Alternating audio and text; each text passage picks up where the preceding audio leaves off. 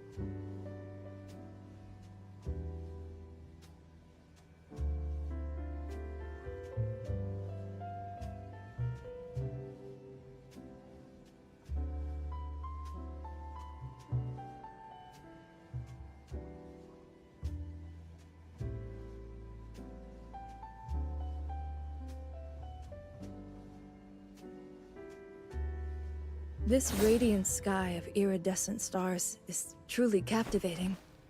But I believe the shining virtues residing in people's hearts are equally worthy of our reverence.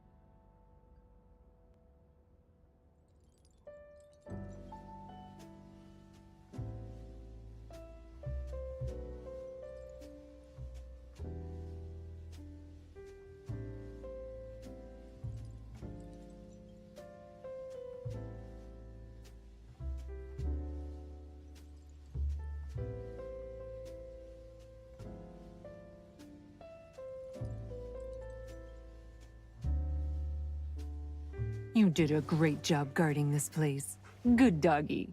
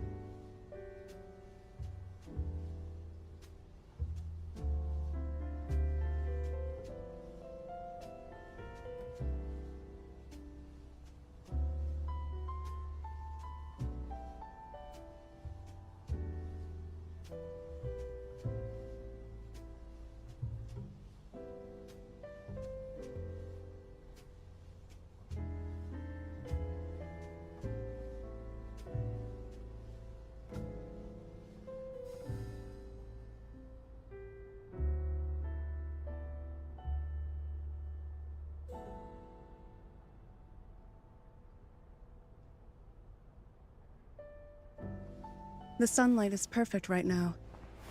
Why don't we go sit in the garden courtyard downstairs and enjoy a cup of black tea?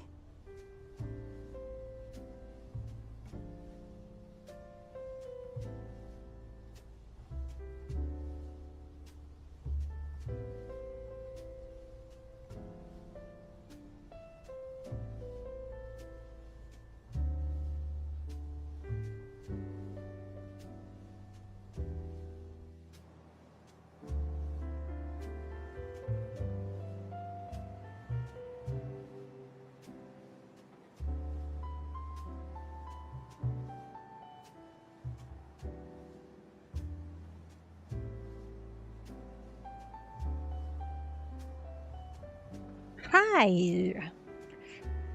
Good evening, folks. Yeah, it's actually not yet 12 midnight, so yeah, it's still good evening. We are back once again to continue, to continue watching Hilda and her suffering with Chief's death, right? Hi, Wilders, welcome. Welcome, welcome. Time for more Hilda and Chief suffering. Yay. Aight. You know what? I really love the format of this event. Because there is clearly a boundary between chapters. Unlike previous events. I need to ask chat. Is this the last part? Is this the last part of part 1, part 2? Anyway, let's go.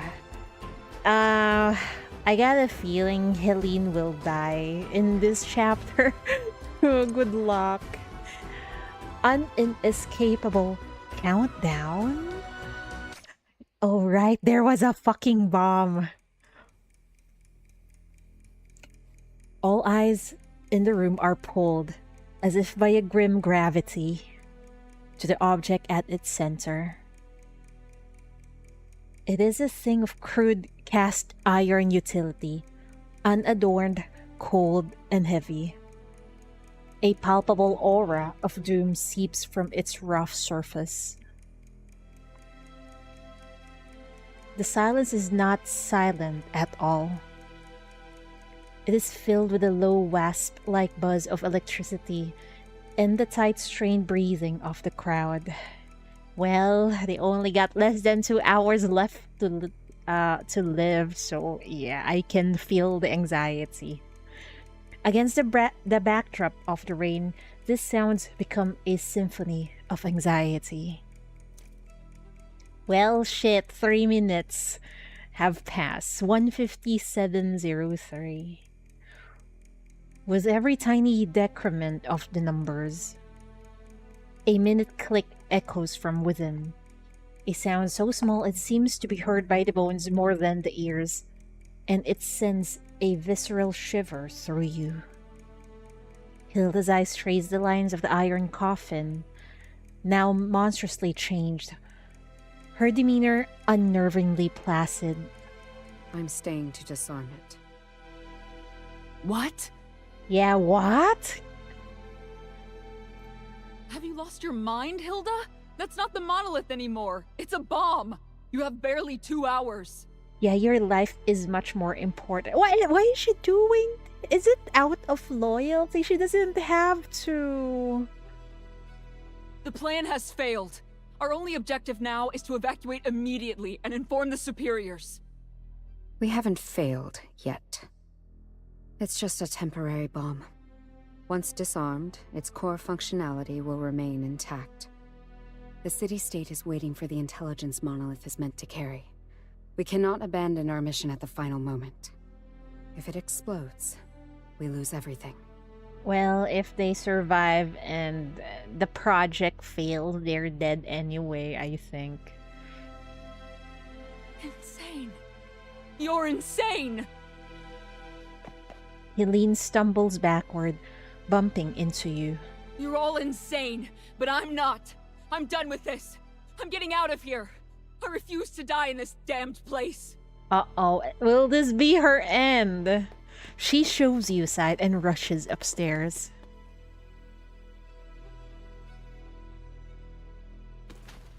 Helene stumbles to her desk, yanking the drawer open with a violent screech.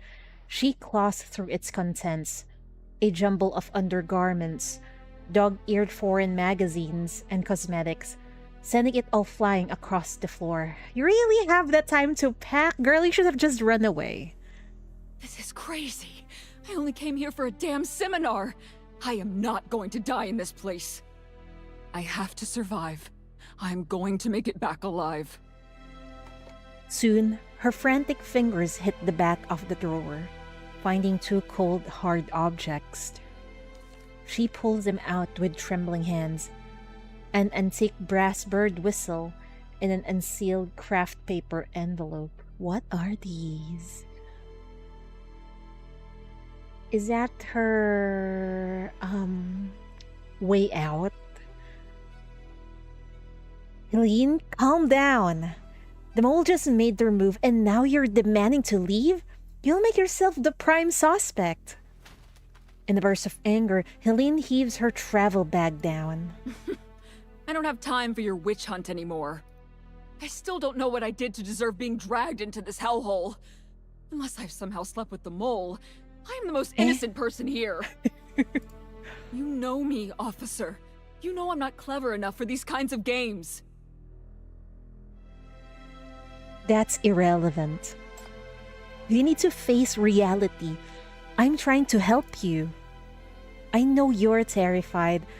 I know you want to run. But you've worked with Hilda longer than I have. You, more than me, should trust her capabilities. When has she ever failed to solve a puzzle? Even in the worst case scenario, I will get you out myself. But right now, you need to stay. Pretty words. In my line of work, you hear all kinds of sweet talk. Stay with me tonight. Marry me, you'll be the happiest woman alive. Some promises are sincere, others are lies. And I have a talent for believing the lies. Damn. I'll be frank with you, officer. Someone proposed to me. He found out my identity. He knows I'm a spy for the Metropoles. And he said he didn't care. He still wanted to love me, to wait for me, to run away with me. Holy shit. I think that she said earlier that I think she was just trying to make a point earlier, but she said unless she slept with the mole, oh my god, it feels like she actually did. Whoever this mole is trying to use those emotions so that whoever they are, they could manipulate Helene into trying to escape this place. Oh dear. I was paralyzed. I couldn't bring myself to silence him, but I couldn't bring myself to defect either. And that's when the orders came down for this seminar. I think whoever proposed to you, Helene, there's a high possibility that's the mole. Or the Metropoles are testing your allegiance, perhaps. I just want a chance to choose again. Don't stand in my way. Once I'm safe, I'll burn that letter myself. But if you try to stop me, I'll expose your secret right away. I mean it. He wipes away her tears and rudely pushes past you, her high heels striking the marble floor with rapid, frantic clicks. She rushes toward the iron door, toward her gateway to freedom.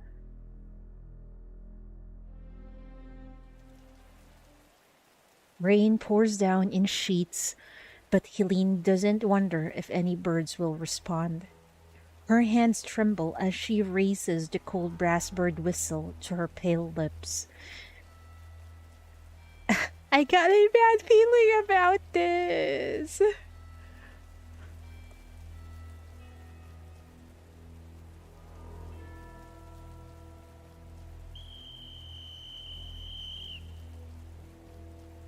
The crisp, resonant call slices through the deathly silence of the rain. It sounds like a desperate cry for help, a stark contrast to the grim surroundings. Miraculously, moments later, wings flutter from the bare crowns of the plane trees. A few startled sparrows flee. Then a more agile, familiar white shape dives gracefully down and lands precisely on Helene's trembling fingertips. It is a snow-white messenger pigeon. In the dim light, its eyes gleam like two smooth black obsidian stones. Good. Good little bird. Her voice breaks as she fumbles with the small brass ring on the pigeon's leg. She opens the miniature bamboo tube and, with trembling fingers, carefully rolls her note and inserts it into the tiny container, sealing it tightly. Good little bird. Take this to him for me. He Girl! promised to love me forever, didn't he? He said he would pluck the stars and moon from the sky for me.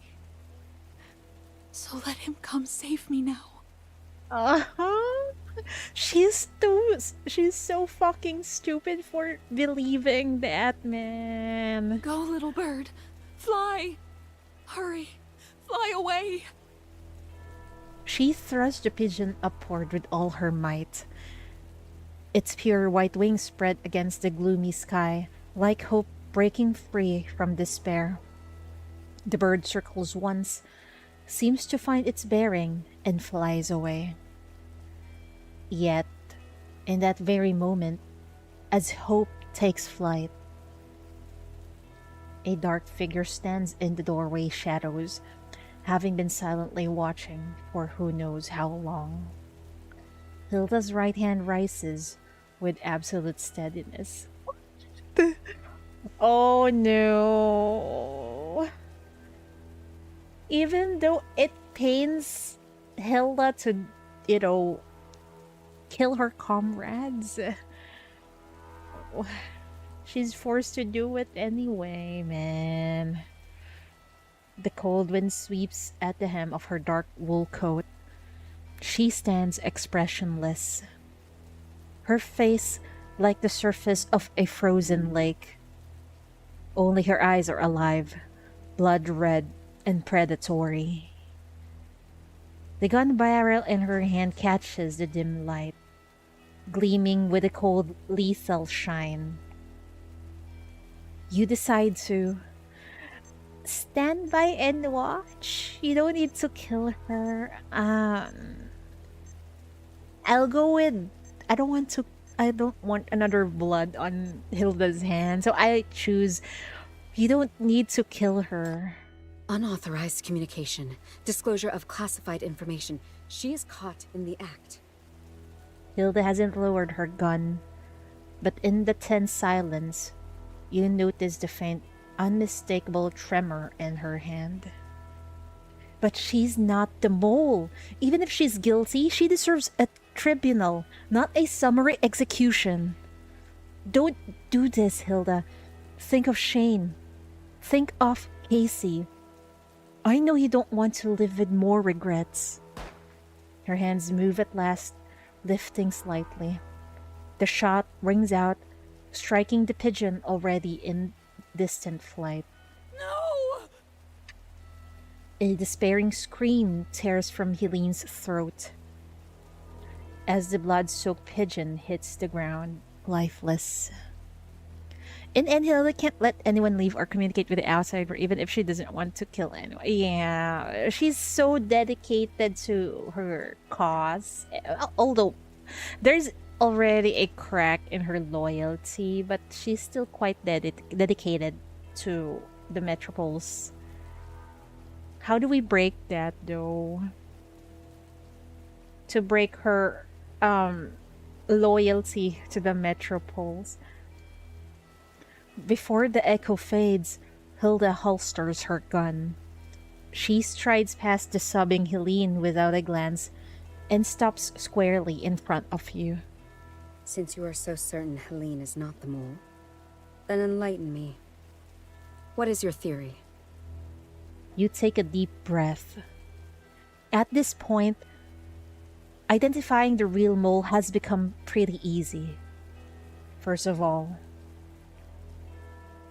the mole is still alive. The mole is already dead. I think the mole is still alive. The mole is still alive. You're certain of it. Modifying the monolith prototype into a time bomb required inside knowledge and access. The saboteur not only survived the guard's attack, but is among the small group who worked on restoring and calibrating the prototype. Second, the mole has a fanatical obsession with the monolith. The monolith isn't actually the mole's true target. I think the mole has a fanatical obsession with the monolith. I really think it's the old man. Manfest. This is a core motive. It rules out Nalaine immediately. Her only fixation is Hilda's protection, a goal for which she once considered killing everyone. She has never deviated from this single-minded purpose, making her an impossible candidate. Finally,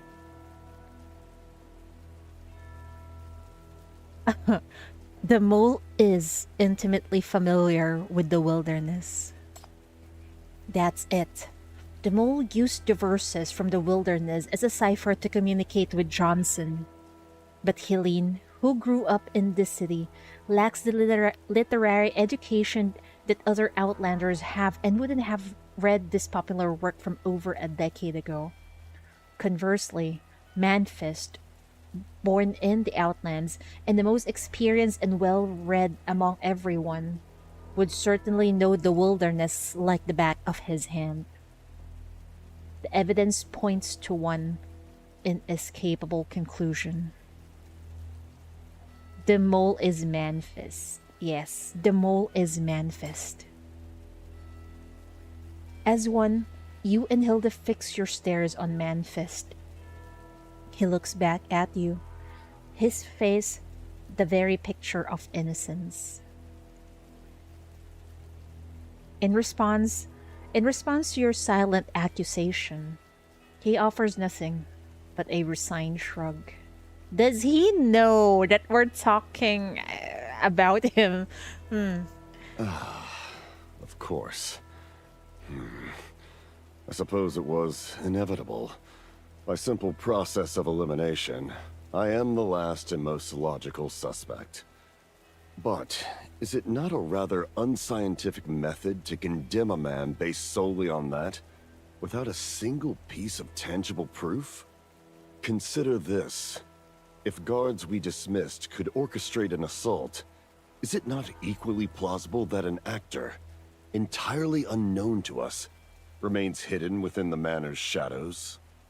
That's possible. And the modifications to the monolith. Surely, someone could have accessed the room while Hilda was absent to make the alterations. Hey, it was not Chief, okay. It's all right. We'll have our answers soon enough. The interrogation will see to that. Oh boy. Oh, the anxiety.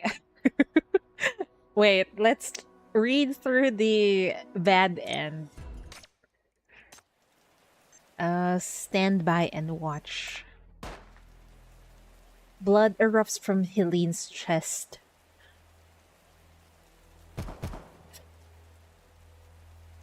Why do we need more gunshots?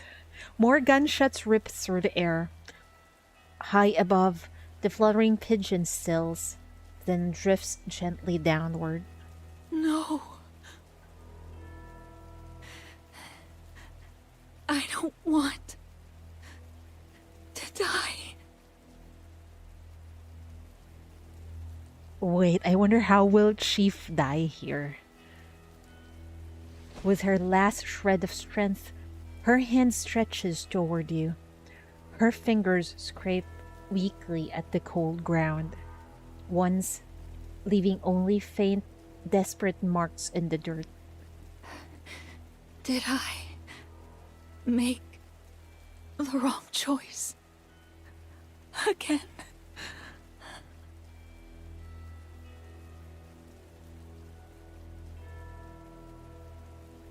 A few minutes later, Hilda steps over to Helene's lifeless body. As she retrieves the scroll from the fallen pigeon, her search reveals the letter, hidden on Helene's person. Your true identity is laid bare. Afterward, Nalaine drags you into the interrogation room. The door closes. There is only darkness and the promise of endless torture. Damn. We didn't see how Chief died, but probably she died because of fucking torture. Interrogate Manfist. March forward, warrior. The group escorts Manfist toward the interrogation room, but he moves with an unsettling composure, as if he were the one leading the way. His demeanor suggests not a prisoner being questioned, but an examiner preparing to administer a test. You know his reputation as a seasoned spy trainer. He is no ordinary adversary. To extract the intelligence you need on the Outlands and the Monolith, you must first find a single crack in his impeccable armor.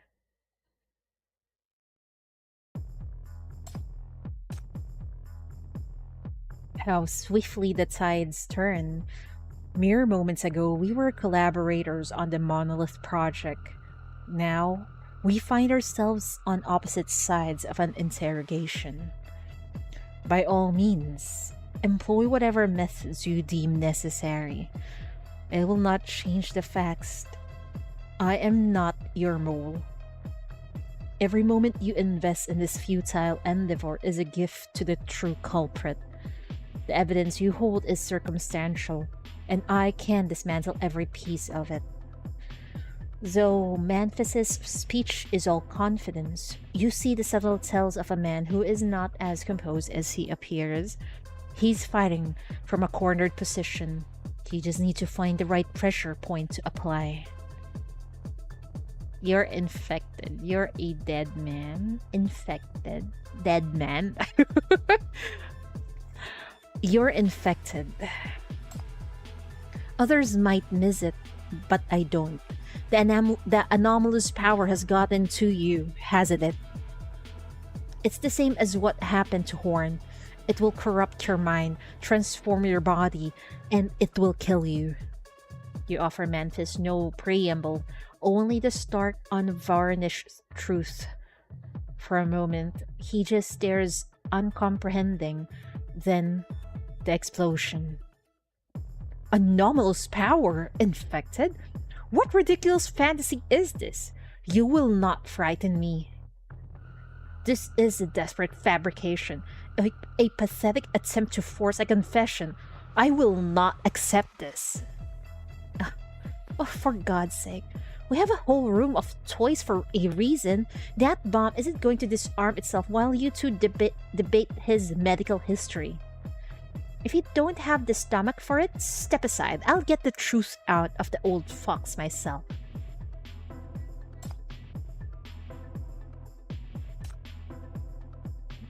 Look at this. This will do the trick, won't it? Snatching a rusty axe from a shelf, she stalks toward Manfist, her eyes gleaming with a dangerous light. You move quickly, intercepting her. No, I'm not doing it that way. It's not my approach. Manfist, you know you're infected. I can see it. Why turn on us? Did someone promise you a cure for the anomalous power? Let me be clear. This power, or you can call it mania, is incurable. There is no fixing this. This is all nonsense. I have no idea what you're talking about. Manfis's resolve is wavering. I wish we could see some bar on top of Manfist. But I guess that's too much trouble. Hilda stays rooted in the corner, her silence speaking volumes. Perhaps, on some level, she had always suspected her teacher's betrayal. Now, she cedes all authority to you, the interrogation officer. Her quietude, a heavy endorsement of your role. Manfist, why plant a bomb in the monolith? I don't think you can actually want it destroyed. My guess is you just wanted to force an evacuation.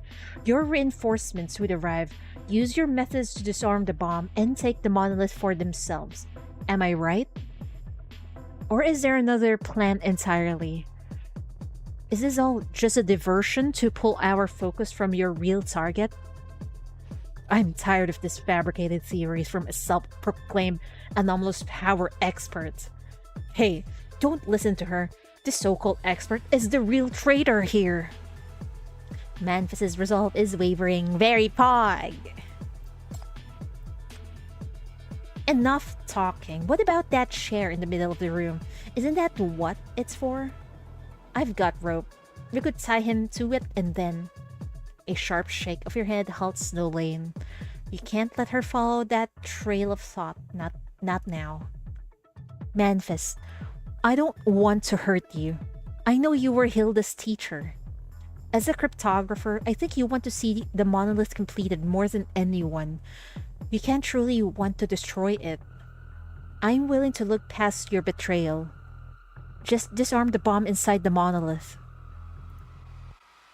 Manfis's resolve is wavering.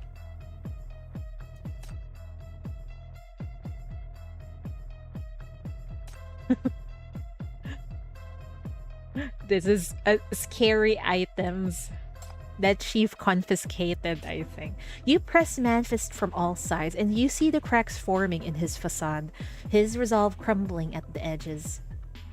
Yet he clings to his silence, a cornered animal baring its teeth in a final desperate show of defiance. I'll admit, you're not half bad at your job, anomalous power expert. Though, interrogation expert seems a more fitting title, doesn't it, officer? That's right. I've known your true identity for some time. You're an interrogation officer sent to investigate Hilda, aren't you? Well... Not really, but I'm glad our... our cover is not blown yet. Fine, then let me ask you a question instead, officer. What is the most important thing for a spy? Well... the city-state, duty, comrades, or oneself. It isn't it... Wait. I think it's the city-state.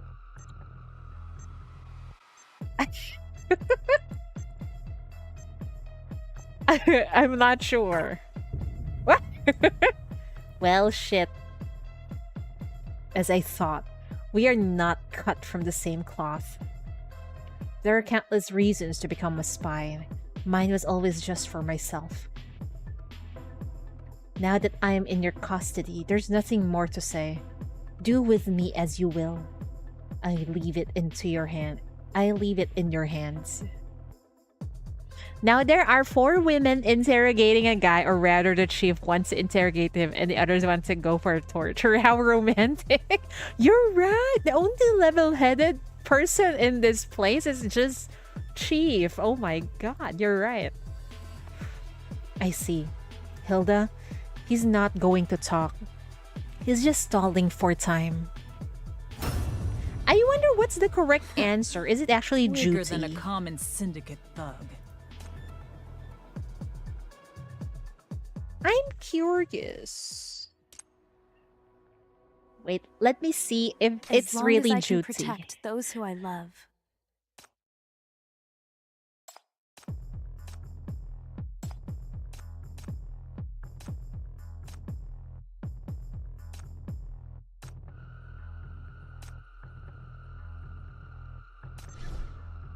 Wait, let me see. What's the correct answer? I'm curious. It's not duty either. Is it supposed to be? Or is this a trick question? Huh. Anyway, on to the story we go. I assume he would agree if you would say, like, myself. I think one of the choices was myself. You wrote loyalty, but I don't remember if it worked or not. Because there's no choices. I mean, there was a loyalty one at, I think that was chapter 1. I'm not sure here. Does it work? I'm curious. Just one last try.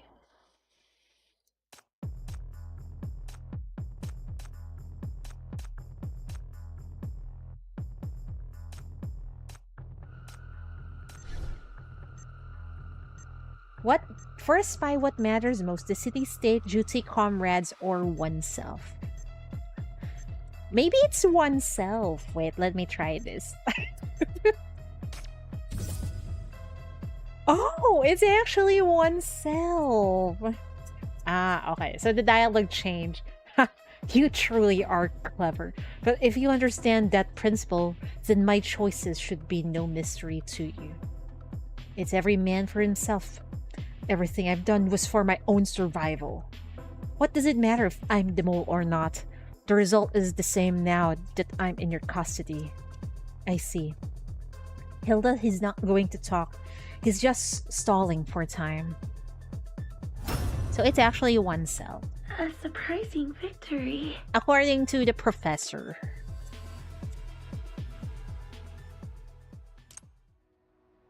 Raid in fate, foster hatred, and spawned war. That's horrible. Memphis sucks in a ragged breath. Gun is the scholarly composure that usually defines him, replaced by the desperate exhaustion of a cornered beast and a stubborn, lingering arrogance. Yet, behind his glasses, those clouded eyes still hold a glint, the sharp, calculating cunning of a veteran spy. You've hit a wall. Interrogation will yield nothing more. I understand. You did everything you could. He's an old fox who has lived on a knife's edge for decades. It would be strange if he did have any obvious weak spots. What's the next step? Are you going to use more forceful methods? With her gaze fixed on Manfest, Hilda gives you a firm shake of her head. That won't be necessary. Since he refuses to talk, I'll just see for myself. He stands up and approaches Manfest.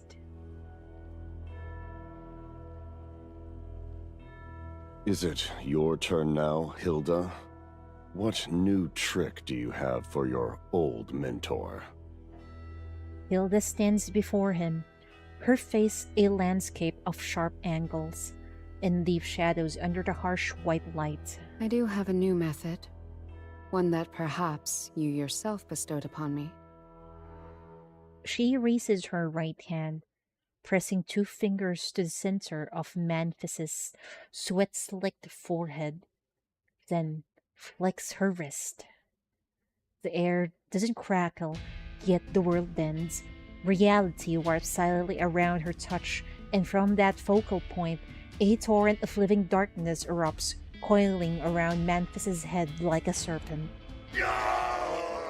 Oh, wait, is she trying to control the mania in Manfis? Or she's giving mania to Manfist? His scream is a brief, tearing sound, too shrill to be human, but what follows is more terrifying. A blood-curdling sight unfolds as countless semi-transparent intelligence strips woven from pure mania are violently exorcised. They tear from his eyes, his mouth, every pore ripped out by an unseen force. That is fucking scary. So Hilda's mania powers is capable of extracting information out of people. Oh my god, that is fucking scary, but a very useful power. These strips whip into a frenzied swirling storm around Hilda, an ominous maelstrom of glimpsed secrets.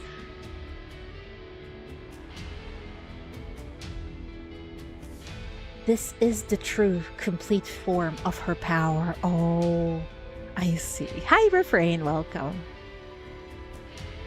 Anchored in the heart of the storm, Hilda remains perfectly still. As her fingers graze each spinning code strip of mania, it halts, suspended. Then it unfurls, the distorted symbols and images resolving into sharp, legible truth. A waterfall of secrets, scenes of trades, account numbers. The ghostly echoes of secret whispers, fragments of ambition and greed, cascades into the waiting void around, holding nothing back.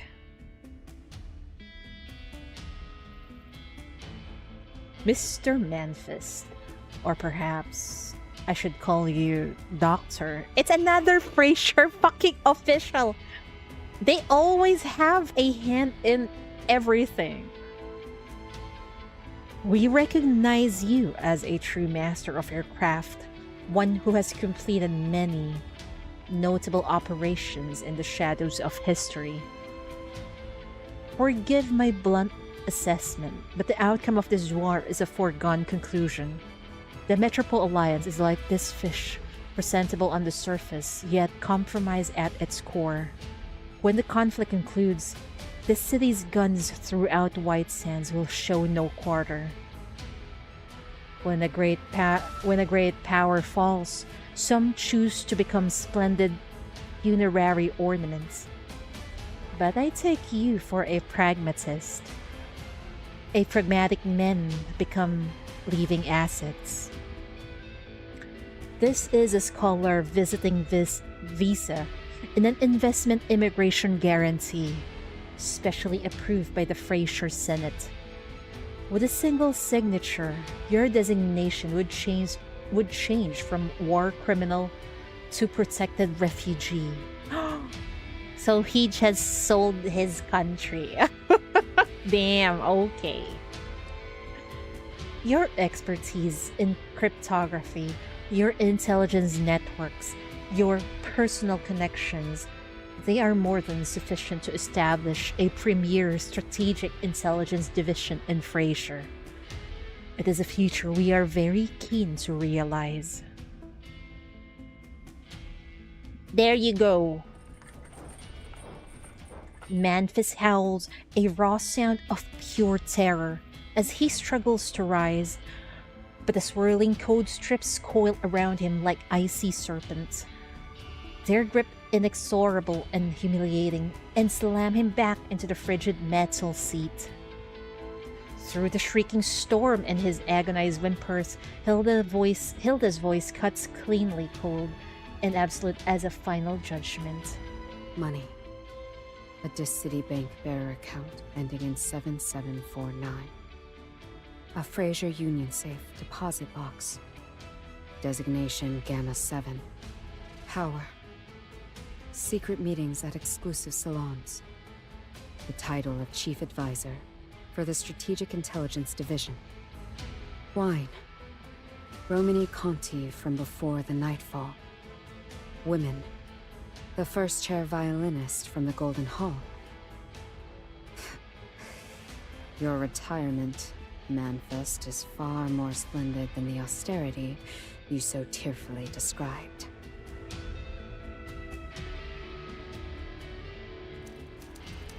Encrypted comms. The tide of war has turned, but considerable mop-up operations are still required. Please keep this veiled republic under close observation. The recent council bill rejection is a diversion. A strategic-level project, codenamed Monolith, is advancing in secret. Please obstruct it if possible, or arrange for its complete termination.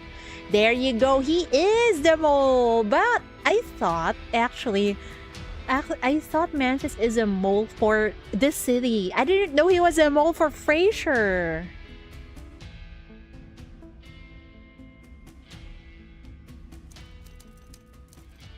If successfully deployed, Monolith will redefine the battlefield. Its survival or elimination is now a critical variable for your upcoming arrangement in Frasier. We await your findings.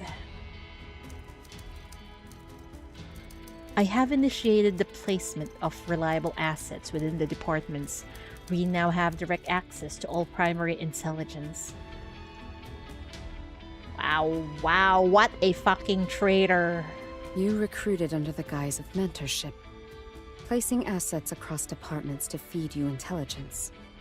Casey, Edward, Nolane, all of them are pawns in your game. You glance at the lane beside you.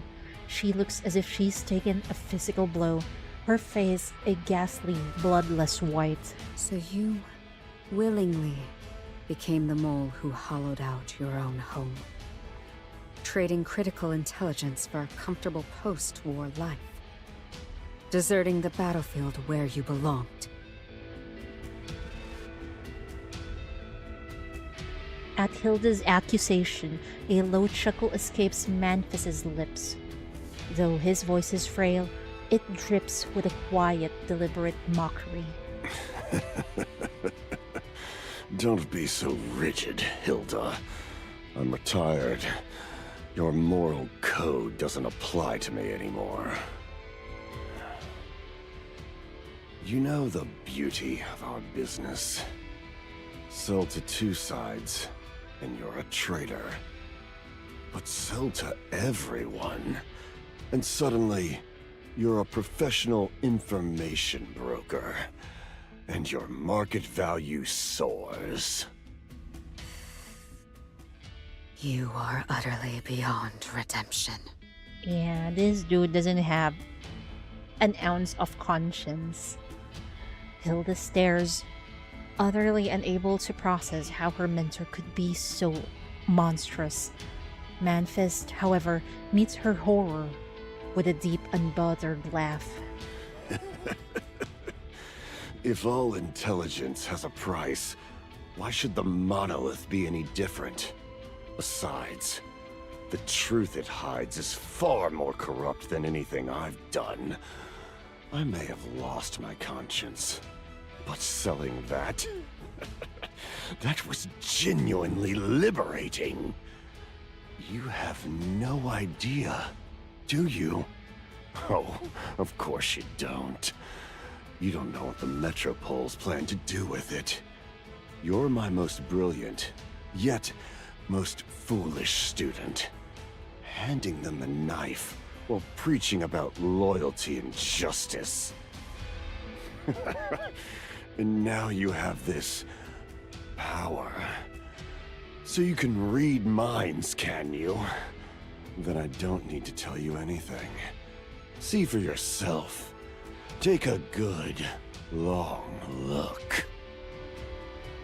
The next moment, he does the unthinkable. His own hands claw at the code strips constricting him, and with a violent wrench, he forcibly tears his own memories bare before your eyes.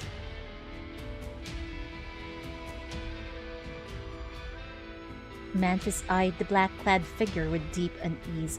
Holy fuck! It's someone from the underground! They also have a hand in this! The operative, a special contact introduced by Frasier, of course. They have a hand in Frasier. How could I forget about that? The operative, a special contact introduced by Frasier, had come bearing top-secret intelligence that required his deciphering skills. Since entering, the man had pointedly kept his scarf and hat drawn low, obscuring his features, but a referral from Frasier was a powerful credential, so Manfis has accepted the stack of telegrams. Most contained standard fare, military movements, political appointments, but two stood out. Their contents stark and alarming.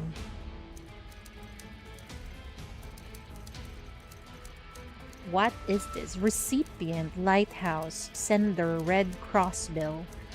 This City Reaper sample obtained. Shows minimal commonalities with ash crystal.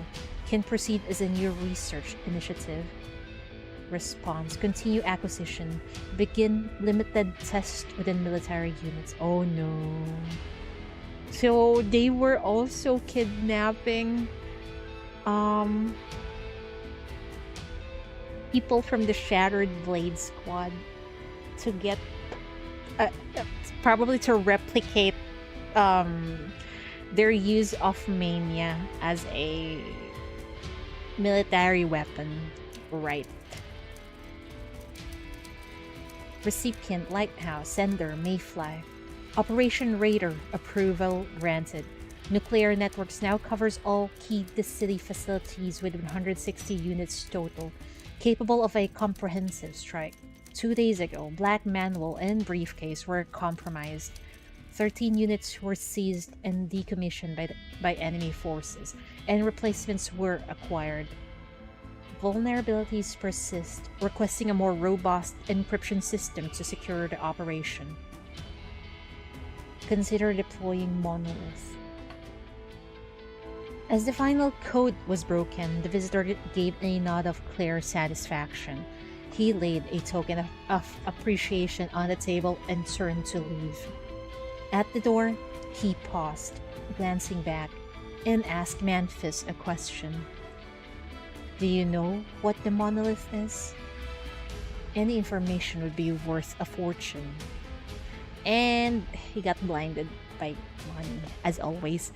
Hilda's eyes fly open, a strangled gasp catching in her throat, as if seized by an invisible hand. How could this be? Her voice is a ghost of a sound, as if her very soul recoils from the truth. Each word seems to sear her throat on its way out. It's impossible. This is madness. A plan like this would never pass the Joint Council. It's horrible. Basically, I think the Metropoles need the monolith because they're gonna bomb nukes to the city. How many areas of the city was it? 160 units. All key the city facilities with 160 units. Wow, what the audacity of these assholes. And you understand. The revelation of 160 warheads, a network poised for nuclear strike, strikes you with the force of a physical blow. Wait, let me read that again. And you understand. The revelation of 160 warheads, a network poised for nuclear strike, strikes you with the force of a physical blow. For such a plan to be approved, the Metropoles wouldn't just be misguided, they would be utterly criminally insane. Yeah, they are insane for thinking about this. Because if they do it, then aside from having calamities like mania, they will have a problem with fallout. These people are idiots, man. But the true devastation is the monolith. The project she believed was her city-state's ultimate shield is, in fact, the key to its very plan. Unknowingly, she has built the very weapon that could end it all, becoming a silent accomplice to an unimaginable crime. They were going to obliterate all remaining enemies, innocent or not. Yeah, and also the audacity of nuking 160 places. As if it doesn't have any adverse effect. That is crazy. You can almost hear it, the sound of something fundamental within her shattering beyond repair. Don't trust the Metropoles. We told you. still so naive, Hilda. The Council is just another marketplace. Yeah. All their grand speeches about risk and peace. In practice, it's all business. Yeah, sadly. Fuck this world, man. This is also our reality, sadly. Isn't the Nirvana explosion proof enough? Manfis, oblivious to the shifting atmosphere, continues his lecture. Hilda, however, purses her lips, already preparing a deliberate denial. That was different. Nirvana had concentrated a massive stockpile of experimental weaponry in laboratories, including the Reapers. I understood the threat. We had no other choice. Excellent. You've just demonstrated another classic fallacy. Intelligence operatives are often deceived by the very intelligence they handle, mistaking institutional authority for moral justification. With a smug smirk, Manfis rips away the shell, violently exposing the Metropulse's true nature. No matter its military value, Nirvana was fundamentally an economic port. When the bombs fell, countless civilians hadn't even begun to evacuate. You've been fooled, Hilda. The way he looks at Hilda has changed. He no longer watches her as a teacher observing a student, but as a cold-eyed appraiser studying precious porcelain as it cracks, silently calculating the loss in value. No. You're justifying your own betrayal. You still can't believe it, man. She's still in the denial phase. Hilda glares back at her former mentor. His betrayal wasn't born from their corrupted environment. It seeped out from the rot within him. Justify? Why would I bother? I betrayed them because I saw the rot at the core and refused to be its next sacrifice. I defected to Fraser because they offered a better price and a higher chance of survival. But now it seems, even that deal is a poor investment. His backbone erupts, vertebra by vertebra, filling the room with a series of horrifying, crisp cracks. Oh shit, he turned into a fucking corruptor. Chains snap, and code strips instantly crumble to dust. The body that once housed a refined scholar swells and contorts, its form bloating and dripping with black sludge. With a deafening roar, the enormous monster suddenly lunges, not at you, but directly toward the monolith bomb on the table. Rush to Hilda, stop Manfist. I think I would stop Manfist. Stop Manfist. You throw your body in front of Manfist, but he slams into you with the force of a freight train. The impact hurls you backward, and you crash against the wall. A high-pitched ring fills your ears. Something warm and wet trickle down your temple. This is my cipher machine. Mine! Before the horrified eyes of everyone, the monster's jaws unhinge. It seizes the waist-high monolith and with a single brutal motion, forces the entire machine down its gaping throat. What in the actual fuck? It ate the monolith, bro! The sound of grinding metal echoes from its gullet, a grotesque cacophony that quickly sharpens into a series of crackling ignition sparks. Then, a roaring blast erupts from inside its body. Well, we're dead. A tidal wave of Romania vomits forth from the depths of its being, instantly swallowing the entire estate. The violent force crushes and tears at your body, and your world shatters into nothingness. Are we dead? Yeah.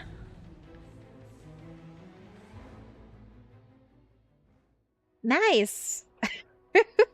If you try to stop Manfis, Well, everything just explodes. Great. Rush to Hilda. You and Elaine rush toward Hilda at the same instant. A violent explosion roars behind you. The shockwave, thick with mania, slams into you, hurling everyone forward like ragdolls. The world dissolves into a cacophony of shattering sounds. You can't even tell if it's the building breaking apart or the snap of human bones.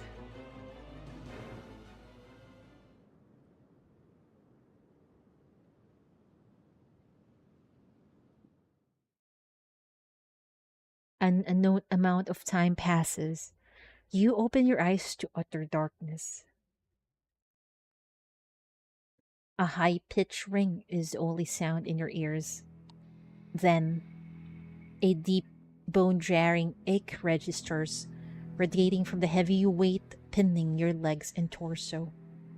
Oh. You try to move. A sharp pain flares, but your limbs respond.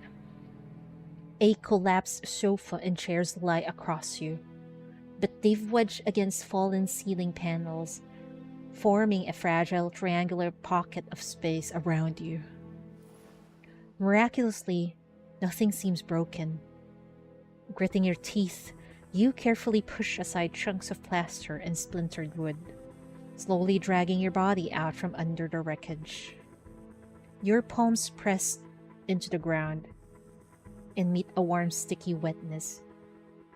You try not to think about what it is. Is that Chief's blood or perhaps someone else's? The air is thick with chalky dust and heavy, cloying concentration of raw mania. You try to take a steadying breath, but the moment you open your mouth, an uncontrollable cough racks your body. Is anyone there? Anyone? After a moment, you hear a sound coming from nearby. Officer?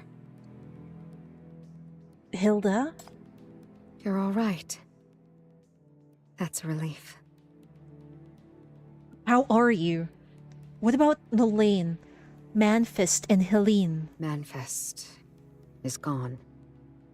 Helene was clear of the blast radius. She should be fine. As for Nolaine, she... Oh no, she's dead. You hear a faint groaning from the shadows to your left. Rubble shifts and crumbles as you discover Nolaine, trapped between two fallen support beams. Oh no. She was closest to Manfist and took the full force of explosion to protect Hilda. Half her body is mangled beyond recognition, replaced by twisted limbs that writhe with spreading mania. Oh my god! Not only did she get probably blown in half, but she's getting infected by mania too. What a horrible death, man.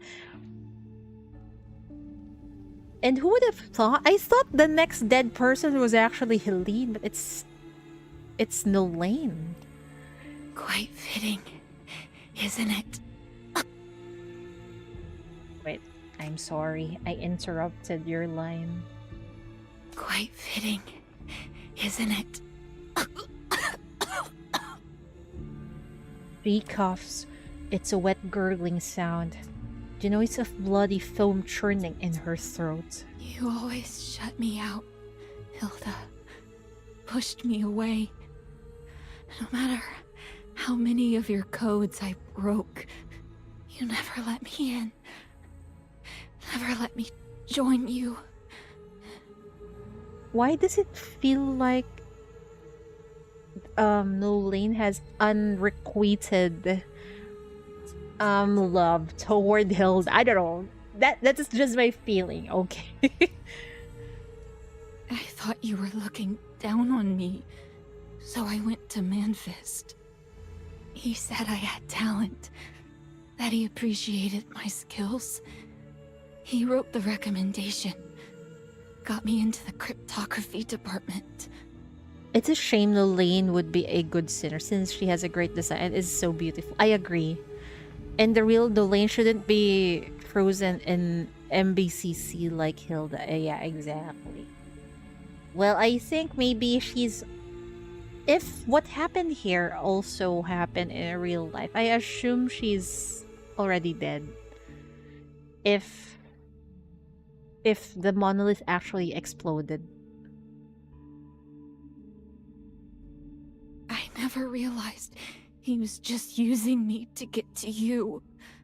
I was so naive, thinking it was my own skill that let me fight my way to your side. I really wanted to go to Seville. Well, fuck you, man-fist. I can't remember a single good day from my childhood. My stomach was always a hollow ache. Even with one meal, I was terrified of where the next would come from.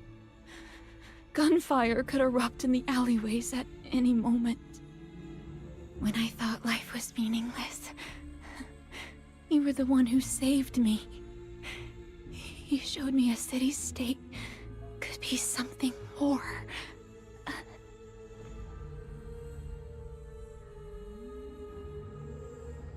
I knew you weren't ordinary. The kind lady who always slips me an extra half slice of black bread at the relief station is actually a high-value Outland agent. What the fuck? We could also somehow see Nolane's childhood. Man. And you tell me this is a unplayable NPC. Man. The little beggar tossed a wallet playfully between her hands, its ID cards and notes fluttering with each movement. You're more observant than I gave you credit for. So, clever girl, what's the price for your silence? A basket of bread? Or do you plan to sell me out to those hyenas waiting for their reward at the end of the alley? Bread? How long would that last me? And selling you out? Those hyenas would silence me right after. I'm not stupid. I've been watching you. The way you walk, the way you observe people. It's different from the real charity workers. You avoid patrols with a skill even sharper than us street rats. And sometimes, there's a scent on you. Not perfume, chemicals and fire. It's faint, but I can smell it. Her small face was flushed red, whether from frostbite or excitement. It was impossible to tell. It gave her a fierceness well beyond her years. I don't want bread, and I don't want your life. I want to go with you. I want to learn your skills. This world has no good or evil, no justice, only power. I want what you have. I want them to fear me. I want to be able to change things. No. There is good and evil in this world. There is justice. You're still a child. I hope you can hold on to that belief. He crouches down, bringing herself to eye level with the young girl. I'm from a city-state that was once filled with light and governed by justice. I came to this city to help it become the same.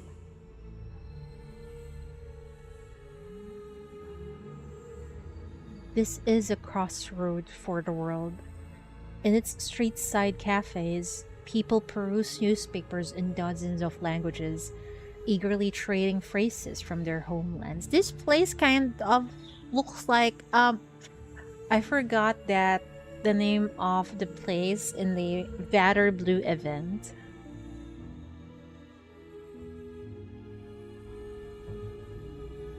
All children attend school. Everyone has worked and receives their rightful share.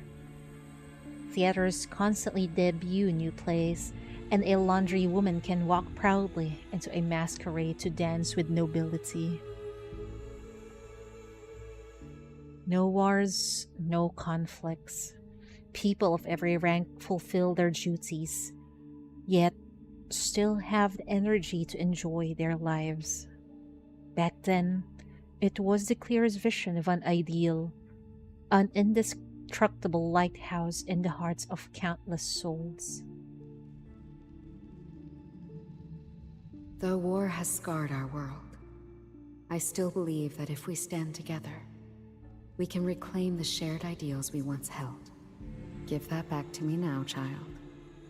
I won't bring you into our work, but I can give you all the money I have and take you somewhere safe and warm. Man, Hilda is so kind. She's like the only ray of hope, probably in front of Nolane's eyes. You belong in a classroom, not on a battlefield. Okay, I stand corrected. That is not unrequited Of course. unrequited love. You couldn't talk me out of it. It's like it's admiration because Hilda is the only one who helped her. But even now, I'm still not sure that I made the wrong choice.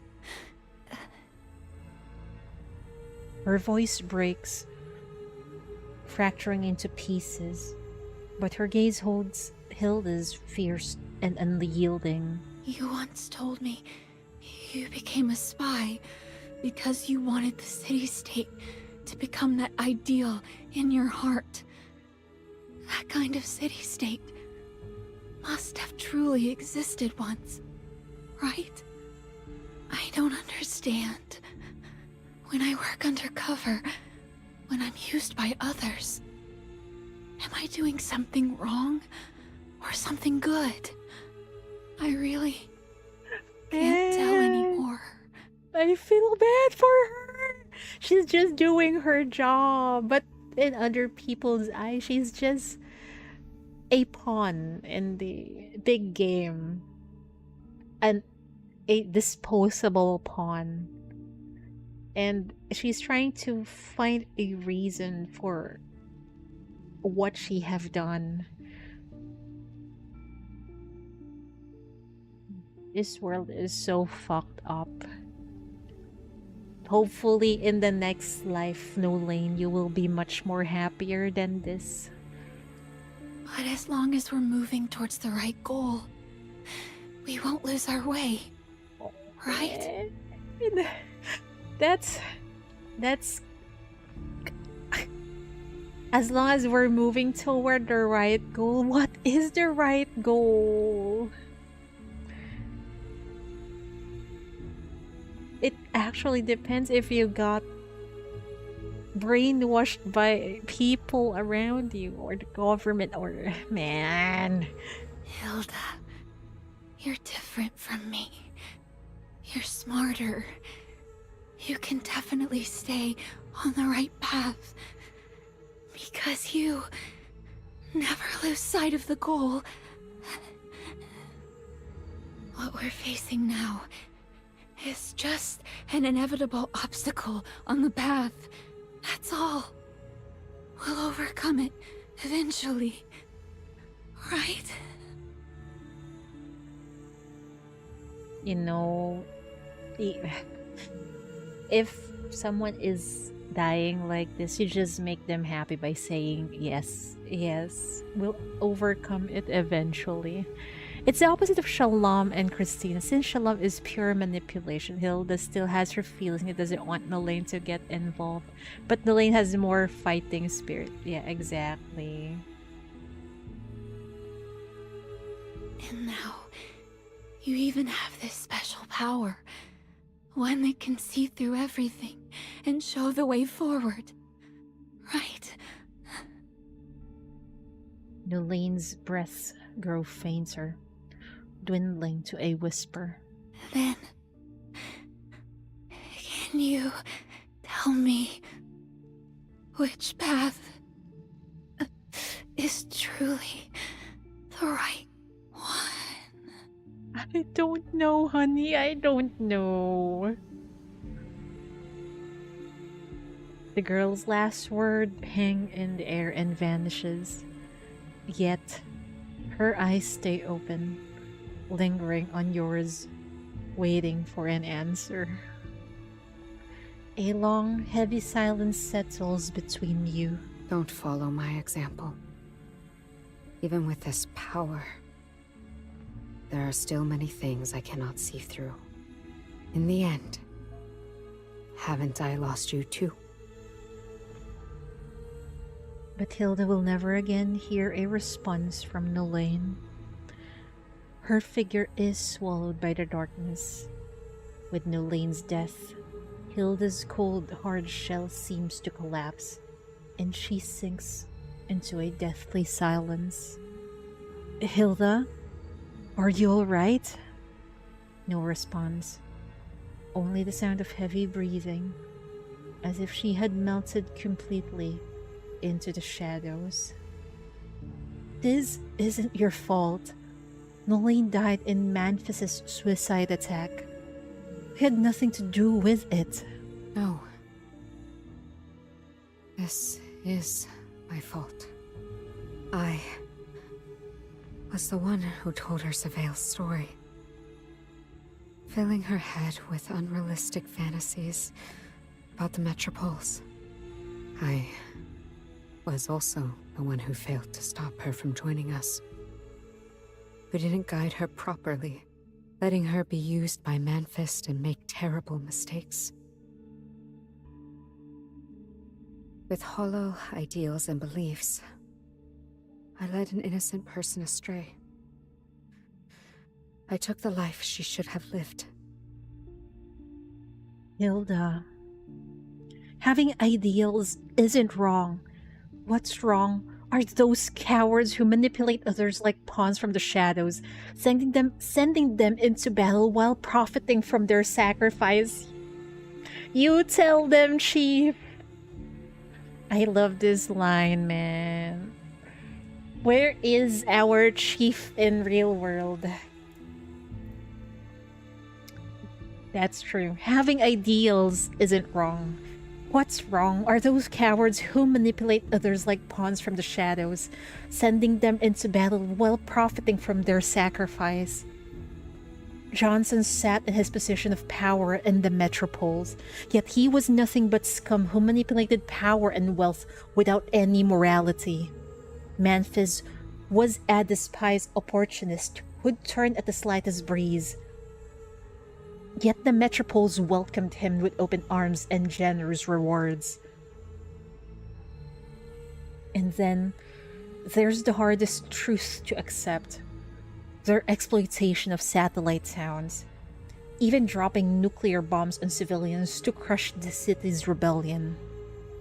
They wave the banner of human unity while ruthlessly exploiting border regions and small states, using grand ideals as bait to make countless aspirational people sacrifice themselves for their cause. Isn't that right?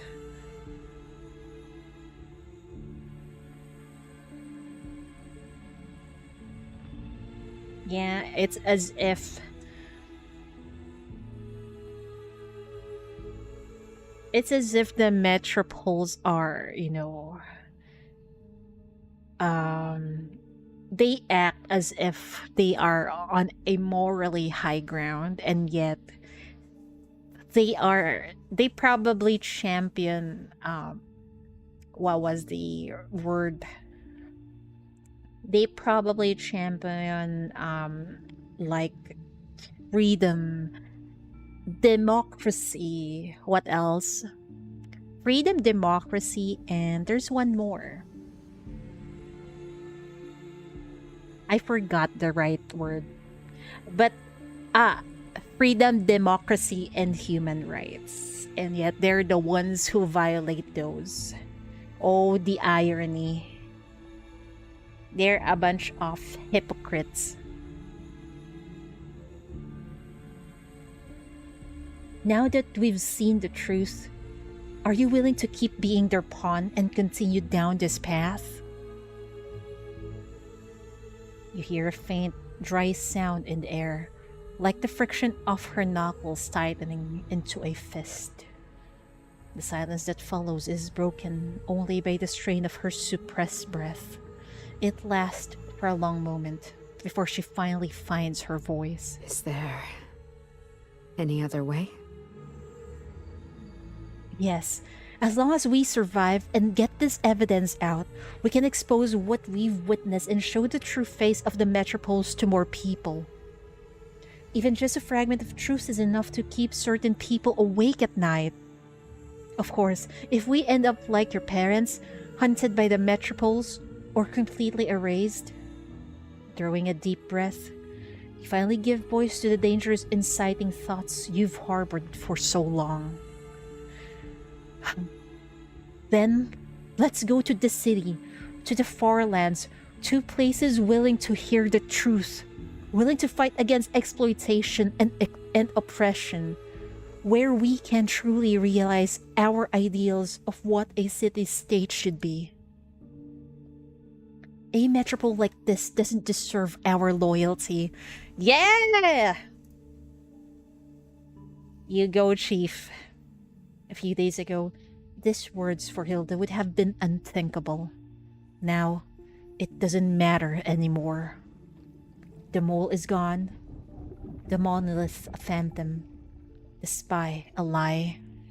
All that remains is a fool toyed with betrayal by the homeland she trusted so deeply. Now, she's just a soul adrift, bewildered, and utterly lost. Silence stretches in the dark. When her answer finally comes, it's not the one you want. I don't think I can anymore. A wave of dread washes over you. You immediately reach out, groping through the oppressive darkness toward the sound of her voice. Your fingers find something wet first. Then, a hand rises to carefully touch your cheek. You seize it firmly in your own. Oh my god, she's pulling...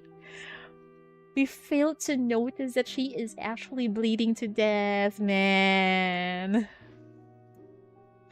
From the darkness, Hilda lets out a wry, pained laugh. Her gloves are in tatters, shredded by the violent emergence of Mania's spikes, revealing the torn and bleeding skin beneath. This outbreak is far more severe than the last. The spikes are denser, more aggressive. Given the immense power she just unleashed against Manifest, the backlash from overexertion must be excruciating. Right now, the shackles are the only option left. Will it work? I can try using another power to neutralize her contamination. No guarantees it'll work, but are you willing to let me try? You're really an anomalous power expert? I really am. I just can't use my power because your link consciousness has been rejecting me. You grumble to yourself inwardly. I can only try. You've tried this before. The shackles had no effect on her then, but now... A faint red light shimmers into existence in your hand as you cautiously reach for hers. This time, there's no violent resistance. A small portion of the shackle's energy absorbs into her palm, but most of it simply flickers and dissolves into the air. Oh god, it didn't work! Okay, it somehow worked, yet it's enough. The chaotic turmoil raging within her body begins to gradually subside. It kind of works a little.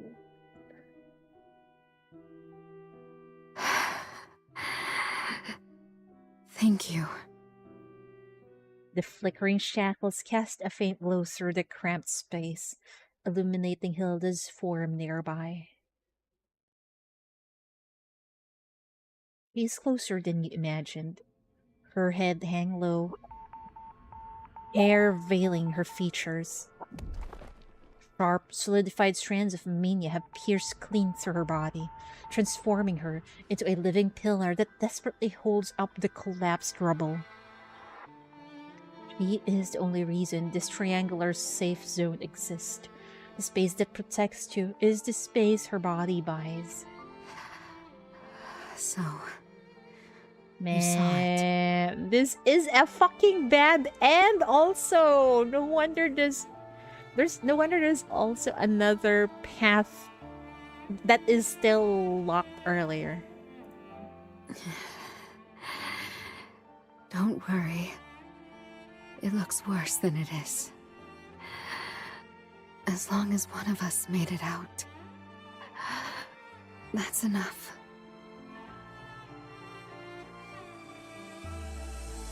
I like the second one. Trust me, I'm getting us both out of here. You immediately used the light to examine the collapsed surroundings. Before the explosion, you were in the interrogation room beneath the manor. From what you can see now, the first floor directly above has completely collapsed. Escaping straight up is impossible. But you remember the manor's documents, the map of secret passages. A tunnel extends from this very chamber. The switch is hidden behind the storage cabinet against the wall. You desperately try to recall everyone's position in the moment before the blast. Manfis was lunging toward the interrogation table when the explosion erupted from that point. The lane was closest to it. You were next, and Hilda was furthest away. And if your current position, yours, Hilda's, and the lanes were arranged by the blast's force. There! Just a meter or two behind Hilda lies the entrance to the secret passage, blocked only by a few loose rocks. When you tell her about the secret passage, Hilda's eyes widen in surprise. Look, even your parents are still watching over you. Don't give up, Hilda. I'm not giving up either. Okay. She nods resolutely, and you immediately spring into action. I'm going to try to move these rocks. It might hurt, so bear with me. You start by clearing the smaller, movable rocks from around Hilda, working to create enough space for both of you to escape. Pull out the rocks. The stones grind against Hilda's shattered shoulder, forcing a sharp hiss of air through her clenched teeth. Yet, her eyes lock with yours, burning with a silent, urgent command to continue. Pull harder. Crack! An alarming sound splinters the air from the surrounding rubble. In response, Hilda calmly raises her left hand. Those mania strips spiral from her body once more. They whip through the dust-choked air, coiling around the unstable stones like spectral bands of steel. In an instant, the collapse is halted. A fresh wave of cold sweat glistens on her ashen face. I never thought that power could be used like this. Hang in there! I'm almost done! You pull and heave at the stones with all your strength. Each time the rubble shifts and groans, threatening to collapse. Hilda releases a surge of her mania to lock the falling debris in place. Time loses all meaning. Your world narrows to the weight of the rock and the growing throbbing pain in your hands. Your fingers are soon raw and bleeding, leaving crimson smears on every stone you manage to drag away. Then, you wrestle aside a final fist-sized rock. You see the dull color of a storage box. The container is half crushed from the explosion, but what steals your breath lies behind the shattered panel. A dark, yawning opening to a passage. We've got a way out, Hilda!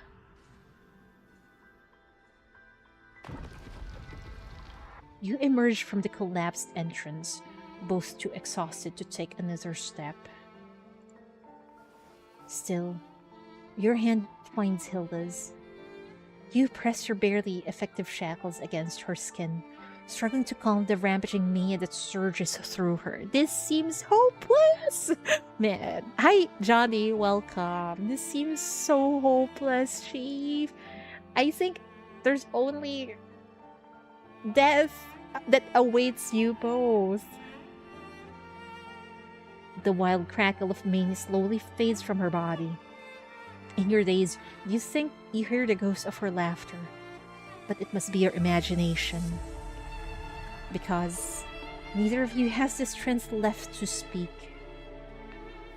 Then, a slight movement in your hand. Her fingers trace a faint, deliberate pattern against your palm. A brief message in code. You streaming so late that you complain of headache. I don't have headaches right now, so I'm fine. Excited for the second part of the Nikkei story. I haven't read the first part yet. We'll read through it when everything is open. Part 1 and part 2. I think it's today. Yeah, later, I think. You really are a remarkably kind person. You can't even speak anymore. What the fuck? Why do they give this to us? Nail-stripping pliers? A pair of pliers that provoke an instinctive flinch. Best not to dwell on their purpose. Wait, it's not a fucking bad end? I thought that's the bad end. It's still continuing. Holy shit. So part 2 will tell us more. Very pog. The pliers gleam with a cold light. Their unique design betraying their purpose. Manfis is the one who first pushed the object toward Hilda. He still remembers the tremor in the girl's eyes. Composure and cruelty are the foundations of a spy. That was the final lesson he imparted to his meticulous crafted artwork before sending it to the battlefield. What the fuck? He called Hilda an artwork? And he called her an it? As if she's an object? That asshole. He has always considered himself sober, cautious, and perfect. Yet lately, he sometimes finds himself adrift. What has he perused all his life? Wealth? Power? Or love? The answer always hovers just out of reach, until that flawlessly precise cipher machine appears before him, and he finally understands. He never intends to cultivate a successor. He isn't old yet. He still brims with energy to think. He will never allow anyone to surpass him. He is the god of the cryptographic realm. Wow, he's full of himself. Alas, the clarity that ignites in his clouded eyes lasts only a moment. The moment of death, before being swallowed the next instant by boundless mania, along with a victory he never attains, all sinking into nothingness. Rip. He's dead.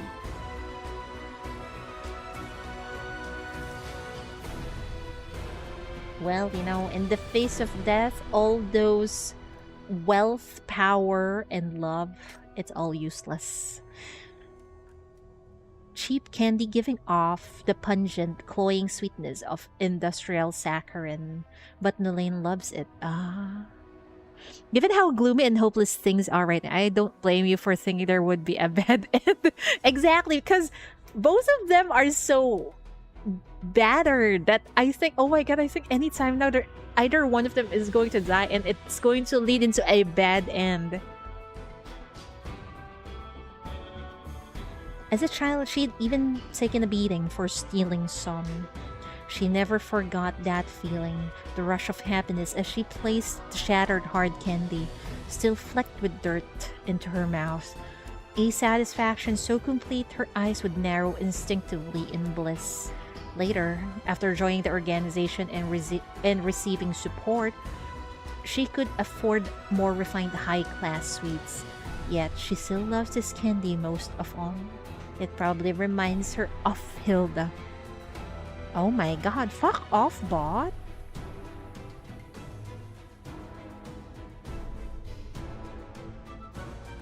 She has saved countless wrappers from this very candy, using each one to wrap a poison pill. She hopes that in those last moments, what touches the tongue would be sweetness, overpowering sweetness. That sweetness can dissolve all doubt and bitterness, reminding her that the path she has chosen is right, that it leads to happiness. No! The path she's chosen is right, honey.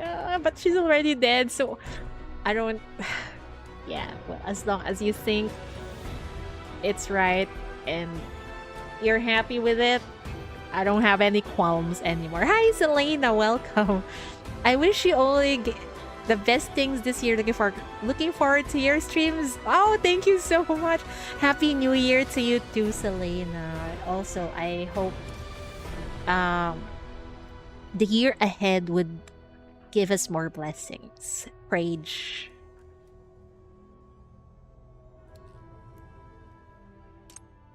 He leaves the final monolith to you. Wait, is it about to end? She's leaving the monolith to Chief.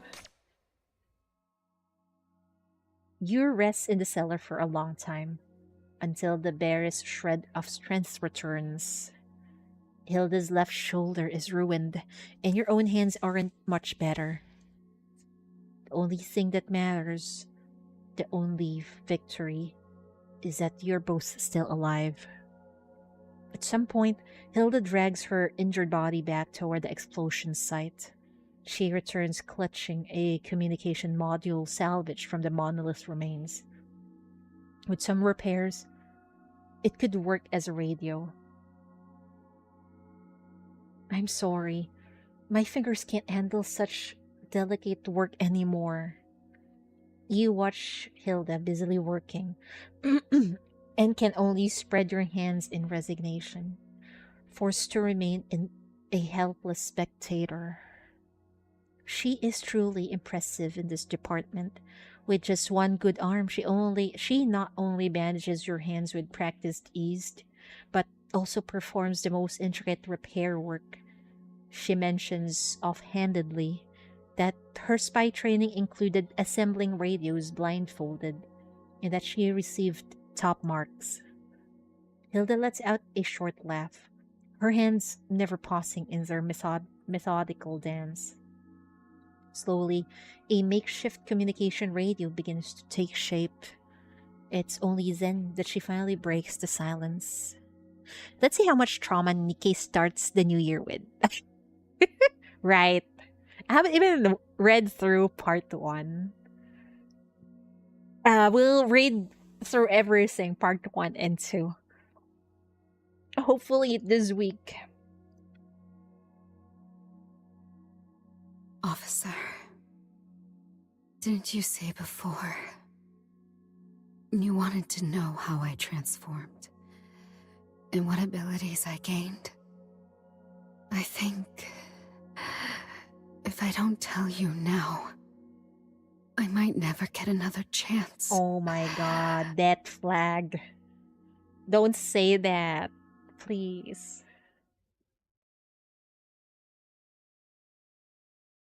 Three months ago, this city port.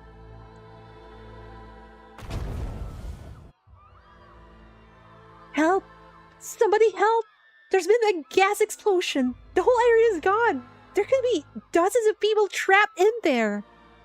Is it over? Don't go in until it's over. We can't have more people dying. Oh, what's going on? Was that an attack? She still remembers what happened minutes ago. She and her colleagues had intercepted intelligence about special military equipment being smuggled between the Farlands and the city. Acting immediately, they had headed to the port to seize the contraband. Oh, my head. It hurts. Everything around her was in ruins. The explosion had collapsed the ground, sending her tumbling into a mining tunnel below. 2 crates of military equipment had shattered open, their contents strewn across the ground and littered over her body. They seemed like crystals, transparent with a pink tint. Oh no! Ash crystals! So this is how she got infected by mania! Oh my god. As if they had been distilled from wind and sand. Tiny particles of energy orbited their cores. Freed from their sealed containers, the latent power within them began to awaken. Shards had driven deep into her flesh during the blast. Like living organisms, they drank her blood, gradually turning bright red and growing scorching hot. A searing pain gripped her entire body as even vein convulses and churned. Before her reeling mind could make sense of it, an enemy lunged from the shadows, slashing a jagged blade toward her hand. Hilda instinctively raised her arm to block. A metallic clang echoes in the tunnel, and she saw her attacker clearly. A figure wielding an eerie weapon, utterly devoid of any living presence. In its grasp was a broken, grotesque thing, pieced together like shards of metal forged from countless battled souls. Countless battlefield souls. When it swung, the very air seemed to thin, sucking the breath from Hilda's lungs. It was the city's reaper. Only moments before, it had been her colleague. Now, it was a horrifying soldier-like monster. So this was the city's combat weapon? It could transform a person into a monster in seconds? The enemy gave her no time to think. Its assault relentless. The Reaper's blade sliced her skin, and an icy chill flooded her flesh faster than the pain could register. This new cold warred against the burning heat inside her. Two violent forces battling for control of her body. Give me. Surrender yourself to me. She is mine. Mine. What is this? This is bad. The chilling whispers spread through her bloodstream, making her very bone marrow tremble. Gritting her teeth, she took off her pursuer and stumbled away from the port, fleeing for her life. Just as her consciousness began to shatter, a strip of telegraph paper seems to materialize before her eyes. Left, forward, don't stop. Guided by those cryptic words, she finally escaped. Just a tiny scratch is enough to plant this curse. If mastered on a large scale, this weapon would be more terrifying than corruptors, capable of becoming a devastating threat. We must remain vigilant against this city at all times and establish proper defenses. She later returned to the site, searching for her colleague who had succumbed to the Reaper's corruption.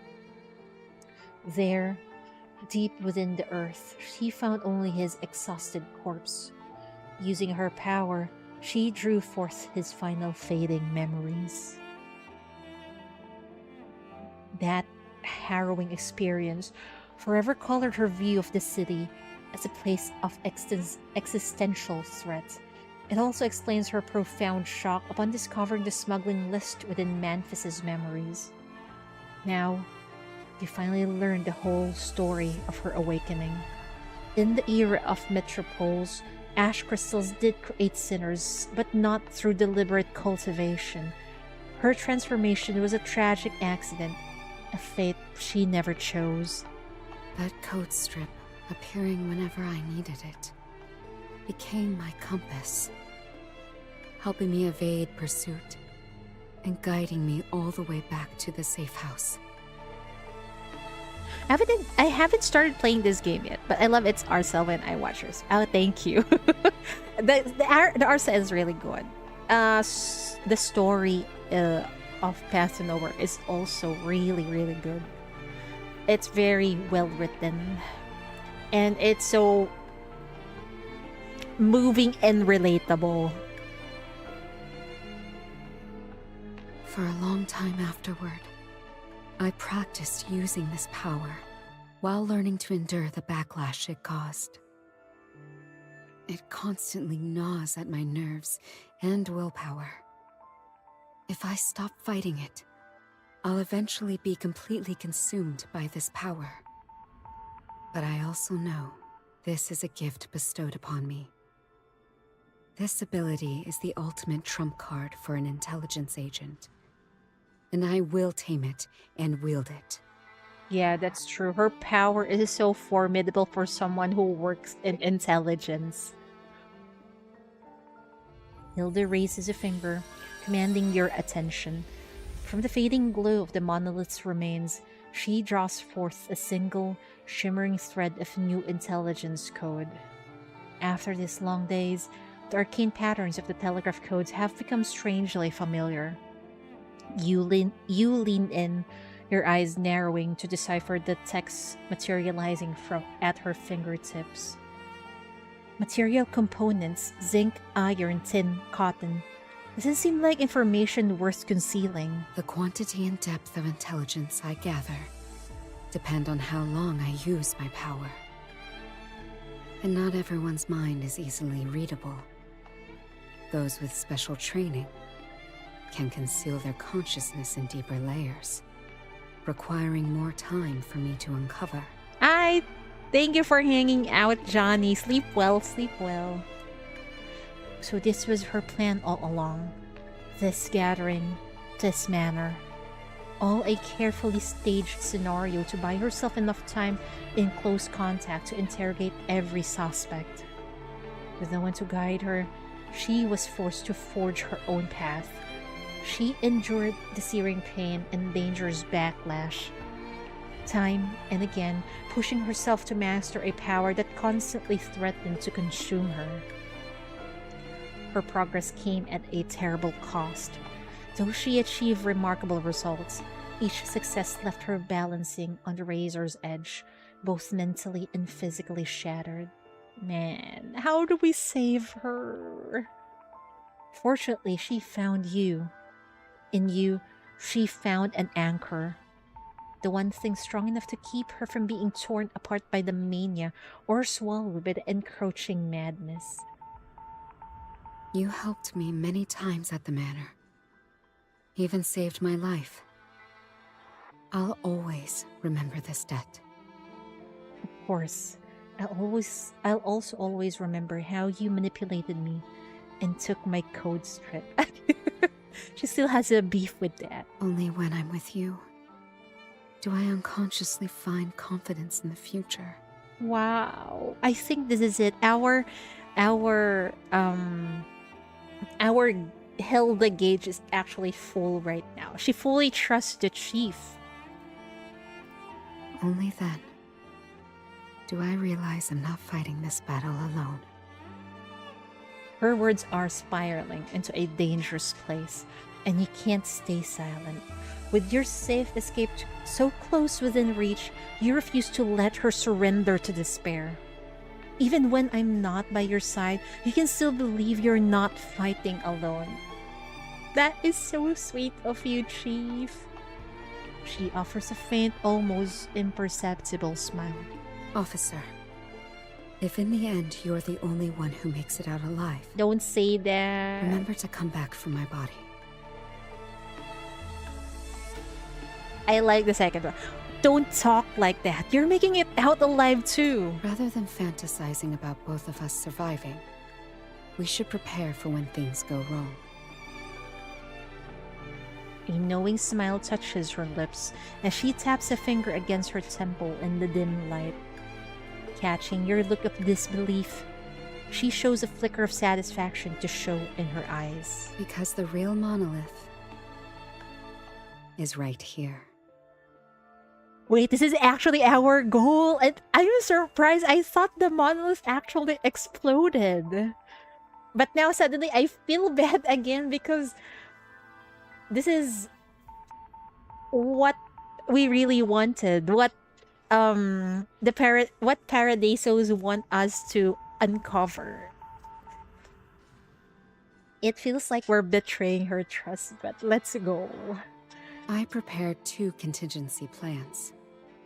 One is the machine you saw, large, conspicuous, almost shouting to everyone who sees it, "I am the monolith. Come destroy me." It's real, of course, but primarily serves as bait. Wow. The other was preserving only the core data. Using my power, I materialized and deconstructed its core data, storing it in my mind. I believe extracting it won't be difficult for you. Wow. All this time, Hilda is actually playing a 5D chest. Her words are soft, each one spoken like a line from a Last Testament. Stop talking like that. We're definitely getting out of here.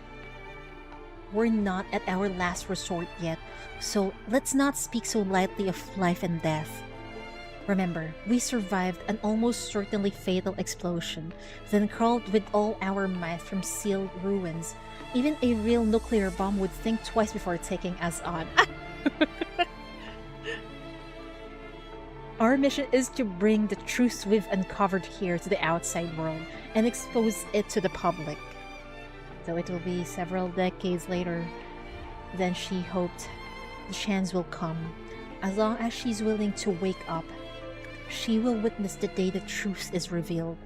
Then, she can at least secure her own defense and, at long last, restore her parents' honor. What we need to do is survive. Let me tell you a secret. That poison pill you found suspicious earlier was just candy I snuck in. Here, have some too. We should conserve our energy while we wait for rescue. You retrieve the candy from your collar, only to find it has weathered the chaos into a fine powder. Without ceremony, you tip half of the sweet dust into Hilda's mouth and pour the rest onto your own tongue. Surprise flashes in her widened eyes. A sudden burst of sugar dissolves on her tongue, a vibrant, shocking spark against the gloom.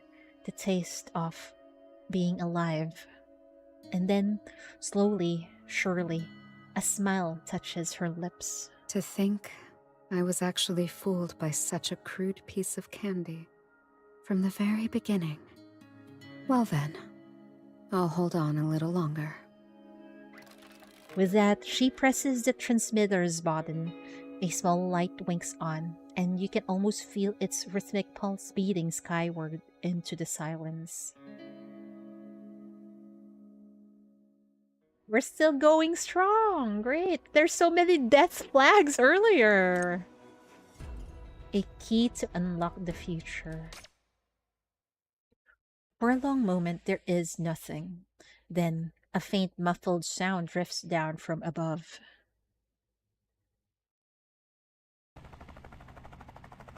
What? It's a chopper? It can't exist in this dreamlike state. Okay, then. It grows steadily closer until the familiar, unmistakable rhythm of rotor blades fills the space around you. It's a helicopter! Hilda, listen! Looks like the rescue has arrived. Your distress signal worked! Quick, let's find a way out of here! The strength you've been conserving surges forth, meeting its moment. With the help of Hilda's mania, you heave against the debris-blocked cellar door. With a final splintering groan, it gives way. You scramble out. I just hope it's really help. Oh shit, why is everything burning? The manor is a skeleton of its former self, shattered by the explosion. Above, the relentless corrupting rain of black mania falls, a shroud steadily consuming what remains. Two helicopters circle like vultures in the pitch-black sky, their searchlights scouring the ruins in a desperate rhythm. The promise of escape is finally within reach. Board one and you can get Hilda out of this nightmare. I just really hope it's comrades who would help us. With a surge of excitement, you take her hand. Come on, Hilda, let's head toward the searchlights. But her hand is limp in yours. She doesn't move, her gaze locked on the distant aircraft, lost in a thought you cannot share. Wait. Please. Let me say what I need to say before we step out there. You turn. A wave of foreboding hits you. You can only stare. The two of you standing isolated in the hall as violent mania surges around you like rising tide. I've been thinking, if we really want to change the metropoles, simply escaping won't be enough. A real way out requires a deadly gambit. Whether it's this city or the metropoles, they'll both demand proof. A pledge of loyalty that burns all bridges. What are you planning, girl? Her voice drops to a haunting whisper, the words curling like smoke in the air as if she were divulging a cursed secret. I am a loyal hound of the metropoles. That is both my liability and my value. The liability is that this city will never believe I've turned. The value is, if you use me, you can earn their trust. So, I've decided to leave you two things. One is my corpse. The other is the monolith in my mind. And you must use them separately. What's this nonsense all of a sudden? But as you try to pull away, her hand shoots out and grips you firmly, holding you in place. In the surrounding darkness, a faint light glimmers in her gray-red eyes. Don't rush to conclusions. I'm not doing this out of despair or disappointment. It's simply that this plan requires my death to succeed. We don't want that. I want you to betray me to this city. Tell them the truth about Operation Raider and earn their trust. Without the monolith's encryption, I'm certain this city's intelligence department can verify the information. Then, you must find a way to kill me. Extract the monolith from my mind and take it back to the metropoles. What? Tell them I defected, but that you recovered the monolith. Explain that your long absence was due to escaping this city's grasp. With these two feats, you'll have a foothold on both sides. That's when you can reveal the truth, lance the festering wound. I know you can do it right. But I don't want this. Because we would have to sacrifice Hilda, man. Why are you forcing Chief's hand like this? She closes the distance between you. Taking your hand, she guides your fingertips to her temple. Beneath the delicate skin, you feel the frantic rhythmic pulse of her blood. Understand? The monolith is right here. How to extract it? That's up to you, anomalous power expert. I knew you'd refuse it if I told you earlier. I'm sorry for waiting until now. I'm sorry to ask something so cruel of you. But I believe you and I share the same vision. You know everything that happened here, where the monolith is hidden, and with your clean record and prestigious position, you're the most suitable person to leave this place alive. Officer. No one would care about that. No one would care. We can both get out of here. We can face this together, change things together, if you just come with me. Why does it feel like this is kind of similar to what happens in Eternal Nightmare, man? Why do they always do this to the chief every single time there's a fucking dreamlike,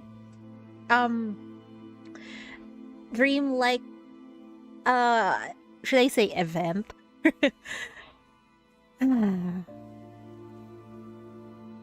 She smiles once more, leaning in so close her lips graze your ear.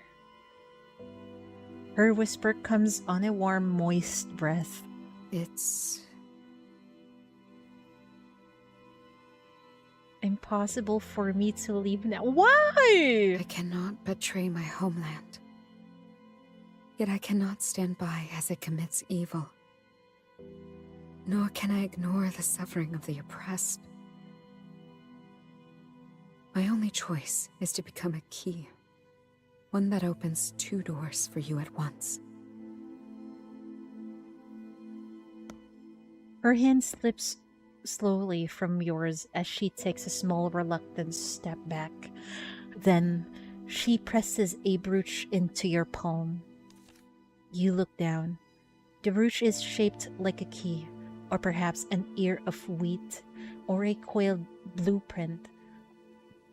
You recognize it as the symbol of the Seville Republic, a piece Hilda has always kept with her. Though it has been handled countless times, it remains pristine. I haven't returned home in many years. Officer, after you get out, please go see the cornflowers of my homeland for me. When they bloom along the field ridges, they look just like stars fallen to earth.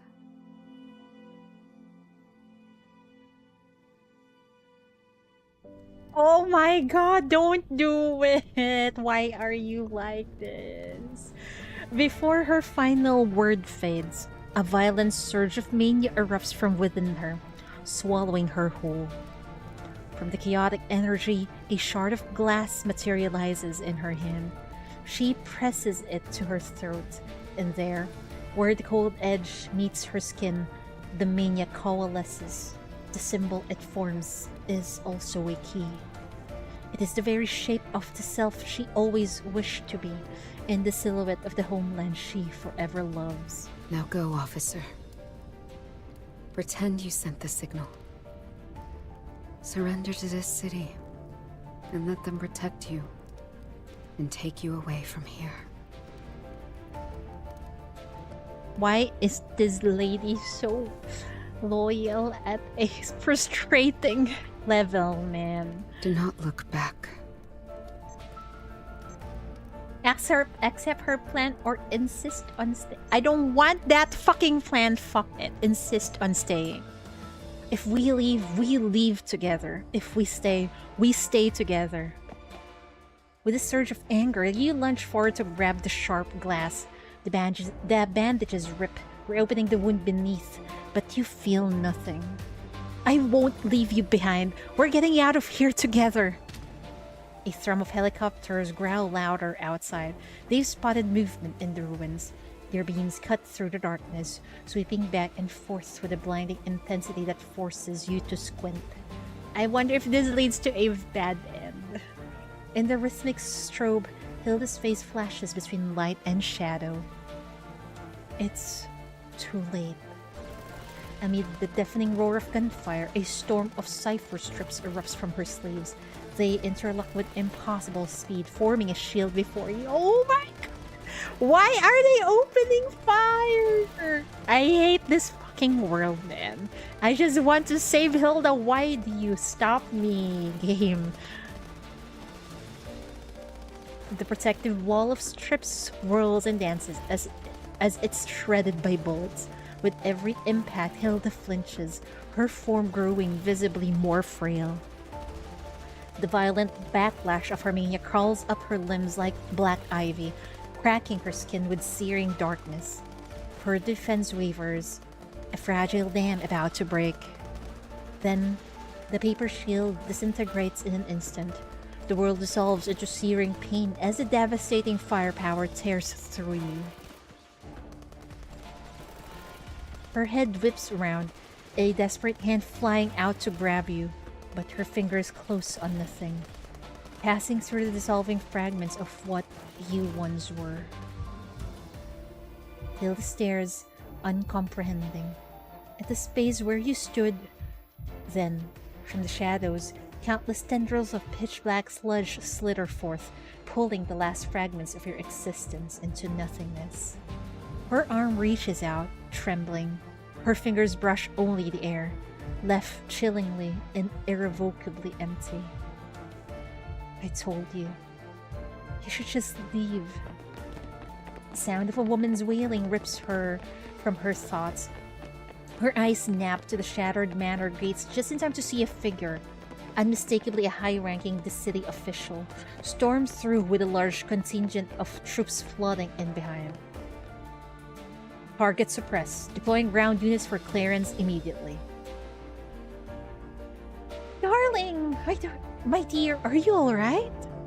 It's over now. I'm here. Calm down. Wait, this is the city official. Wait, her honey is the city official. Oh my god. And I read that wrong. Okay. Darling, my dear, are you alright? It's over now. I'm here. Calm down.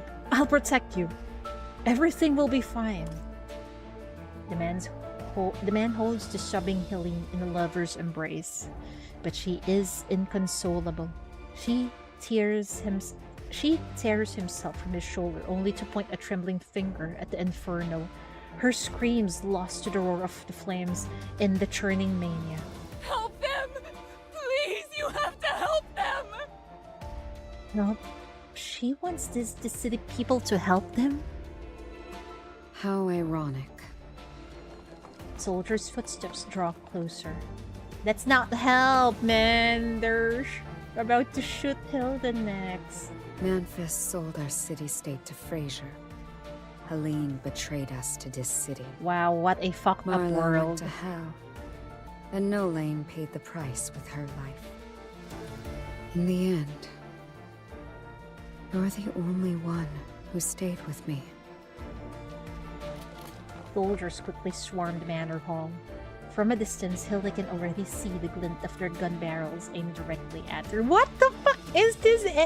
This is like the bad, very, very bad ending. Everyone's dead, got betrayed by the last person, Helene, and Hilda's about to get bombarded with gunfire.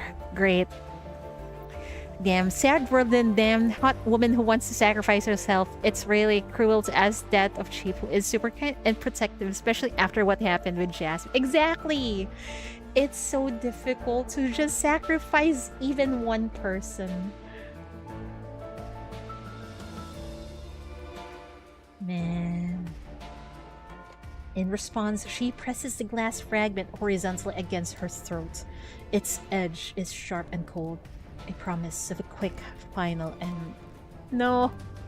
Stop her. Command wants her alive. Dream on, you Dis-City hyenas. I wonder if this is really what happened in real life. She tried to kill herself. I will never let you lay hands on my intelligence. It feels like this really happened. Before the city agent can take another step, she drags the glass across her neck. A torrent of mania explodes from the wound. The code strips dissolve, transforming into a tidal wave of black sludge that surges over the entire mountainside. Well, fuck. Shared destruction. No wonder it feels like the very bad end. The worst of the worst ending out there. Oh, what is this? Shattered bouquet? A shattered bouquet, a broken person, and a crushed heart. Great. Bad end. Let's go. Bad ends are so good. I am such a masochist. A shattered bouquet. A shattered bouquet, petals withered, stems broken, yet releasing an intense fragrance from its crushing. That sounds so freaking poetic. Run away. Escape from this place. Run away. And the shattered bouquet will restore itself into the most vibrant roses. Run away. And the muddy, worn dress will transform into a pristine wedding gown. Run away from this battlefield of suspicion to a wedding of perfect understanding and unwavering loyalty. Gentle birds will sing for her. The devoted prince will offer the stars and moons as gift. But it seems there's no way out anymore. Of course, Helene remembers she has always been a foolish child, forever choosing wrong in the simplest of either or decisions. In the final irony, she is so unbearably beautiful. Don't tell me she's also dead. Did the city people also shot her? Holy fuck then! Man.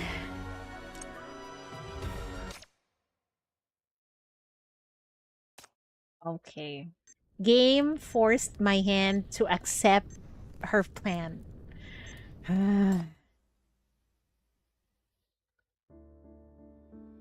You clutch Hilda's brooch. Also, what's with this music? It's so... it's so moving. You clutch Hilda's brooch, its metal teeth biting into your palm. Turning your back on the manor, you walk into the roaring downpour. A helicopter's searchlight pins you in its glare. Through the curtain of rain, you decipher the blinking message. Survivor spotted. Did you send the radio signal? Raise your hand to confirm. Yes, it's you. It has to be you. Through the heavy rain, the world dissolves into a blur. You can only make out that the city soldiers surrounding you from all directions. Once they confirm you're not a sinner, cold standard issue handcuffs click shut around your wrist. Meanwhile, more troops swarm the front hall, forming a wide, cautious perimeter around Hilda. They fear the mania radiating from her. In the harsh lights, her silhouette seems small and achingly isolated, trapped between the soldiers and the chaotic mania swirling around her. Soon, sporadic gunshots crackle. They are closing in. In response, the code strips of mania fly from her hands, striking down her assailants with deadly precision. She feigns rage, glaring at you behind a protective wall of soldiers. Officer, I never thought you would be the one to betray me. She fights on, a desperate final performance. Glory, dignity, order, loyalty. The words she spits into the chaos are still dripping with the unmistakable arrogance of the metropoles. As the soldiers breach the hall through the flames and mania, shouting for her surrender, a laugh escapes her lips, and she lets go. All her remaining mania erupts in a single devastating wave. Stop her! Command wants her alive! Throughout it all, her gaze never once leaves you. You vaguely make out symbols forming within the mania, shapes that feel somehow both deeply familiar and utterly alien. A full circle for a space. Crescents for dots and dashes. It's a modified Morse code. Discreet, but efficient. Symbols of the full moon and crescent moon shine brightly, mirroring each other in the sky. They drift into alignment behind her, speaking only to you. They are her final confession, hidden beneath her words. Dream on, you Dis City hyenas. Oh man, she's thanking us. I will never let you lay hands on my intelligence. It's a promise. Before the city soldiers can take another step, she drags the glass across her neck. Girl, you really have to show Chief that you slit your throat, man. In her final moments, a storm of mania detonates around her. The world shatters. The very space you stand in begins to implode. Your link connection severs with a silent, violent snap. I wonder what's happening in real life.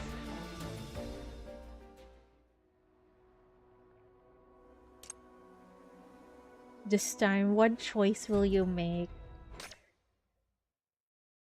Chief woke up. You jolt back to consciousness inside the chamber, violently coughing up a mouthful of black sludge.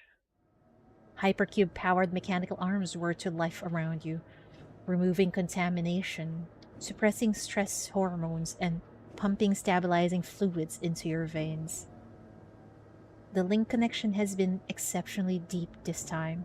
Your mind still hums with a ghost of it.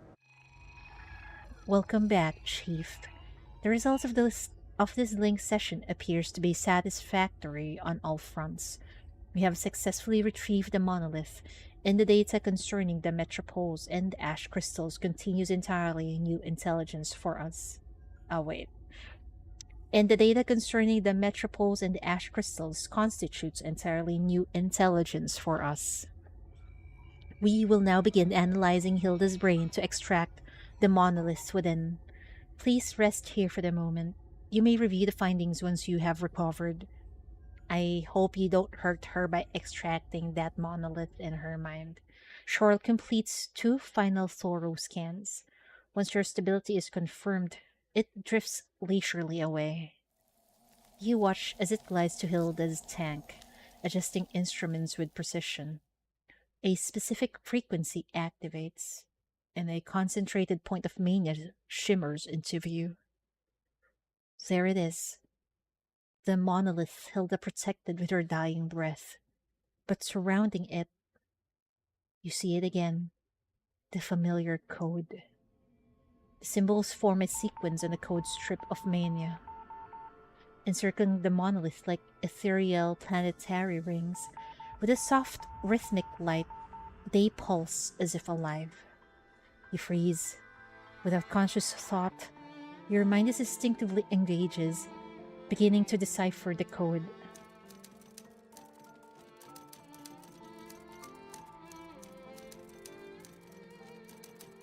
Officer, by the time you read this, you must have found a way to retrieve the monolith. You may still be wrestling with the choice we faced at the end. For that, I ask your forgiveness, for my stubbornness, and for the conflict I could not resolve. I was never able to fully betray my city-state, yet neither could I remain mere instrument, blindly following orders. When this war finally ends, the history books will be filled with the names of heroes and traitors, while those of us who hesitated, who were torn between sides, will be scorned by all. But nevertheless, I still shamefully love every flawed inch of my homeland. I cling to the memory of the light it once held, and I cling to the hope that one day it will find its way back to that light. Loyalty defined me. Conscience broke me. It was only when you showed up that I finally saw a path forward. You were right. What one person can't achieve alone might just be possible with 2. So I am entrusting that hope to you. A soul torn in 2 has no future, but at least I can be a stepping stone for yours. And now, I find myself eagerly awaiting death. I am waiting for the moment you steal my breath with your own hands. It will mean we have each, in our way, taken one step closer to our ideals. Just as you finish reading the message, Shorl completes the analysis of the monolith. The monolith has been successfully extracted, Chief. Our operation can be considered accomplished. Whether to proceed further and awaken her is now entirely your decision. Your eyes are drawn to Hilda, her form still suspended within the containment tank. I don't know what to tell her, man. What would she think of us? What would she think of Chief? There is no sign of wakefulness. Her mind is sinking deeper into the boundless mania, and with every second it slips further away, soon to be gone completely. You decide to, of course, continue the link. I don't want to lose her. Understood. As you wish, Chief. Shorl presses your command with its usual factual demeanor. Then a brief pause follows, as it seems to have detected the shift in your emotional state. Without preamble, it voices a question. What now? Are you feeling angry, Chief? This is really what I feel. Not really anger. I just feel sad for her. All she had ever wanted was a city-state worthy of her loyalty, a form of justice that left her hands clean of innocent blood. Yet such ideals in this era remain forever out of reach. Her entire life had been spent in pursuit of a phantom. You still want to bring her back. You cannot stand by and let the mania consume her entirely. But before that, she must know the full truth. She deserves the right to choose her own fate. To grant her that, you need to visit a certain place. The archives? Shorl accompanies you into the archives, taking the lead through the labyrinth of shelves. You have full access to all materials here, Chief.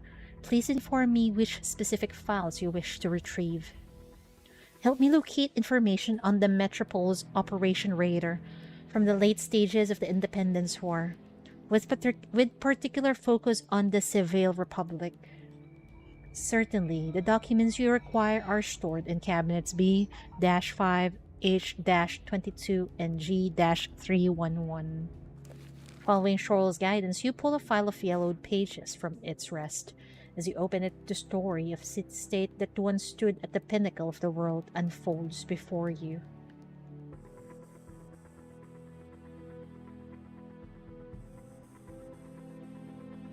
Metropole Civil Republic. The Civil Republic was one of the 5 major metropoles after the Nightfall, renowned for its expansive territory, numerous affiliated satellite towns, and it's committed to inclusivity, openness, and vast knowledge. Alongside Frasier, it occupied a strategic bridgehead position. Alongside Frasier? The City War of Independence excerpt, Darkness Before Dawn. During Operation Skyfall, the Metropole Alliance temporarily lost their battlefield advantage when confronted with an organized attack by the City Sinners, formerly known as Anomalous Power Wielders. In a desperate gambit, the Alliance devised Operation Raider, publicly described as a strategy to achieve lightning strikes through flexible troop deployment using disaster-resistant covert communications. However, in the autumn of NF-71, the operation was forcibly suspended following the disappearance of its key technology, Monolith, and its developer. Oh. Chief will never give up on future wife if she didn't give up on mentally unstable. She won't give up on Hilda. That's right. We leave no man behind. No woman behind, I mean.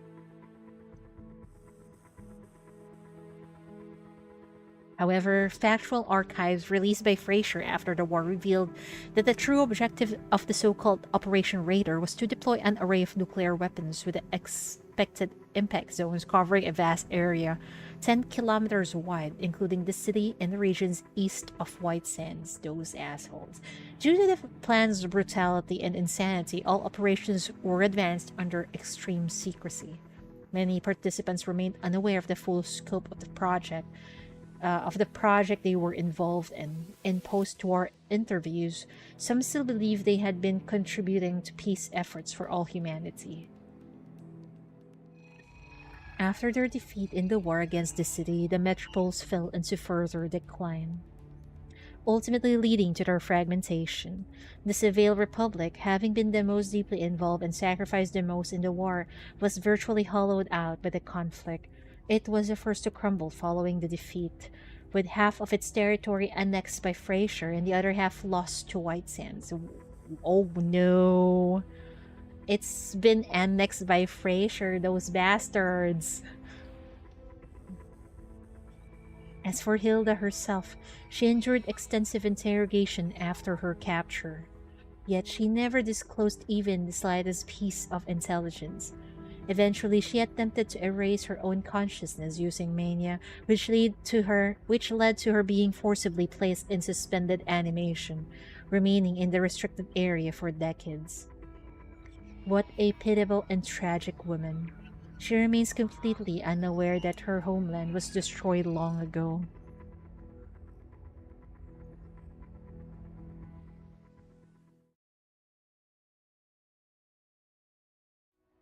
I feel really bad for Hilda. If she ever wakes up,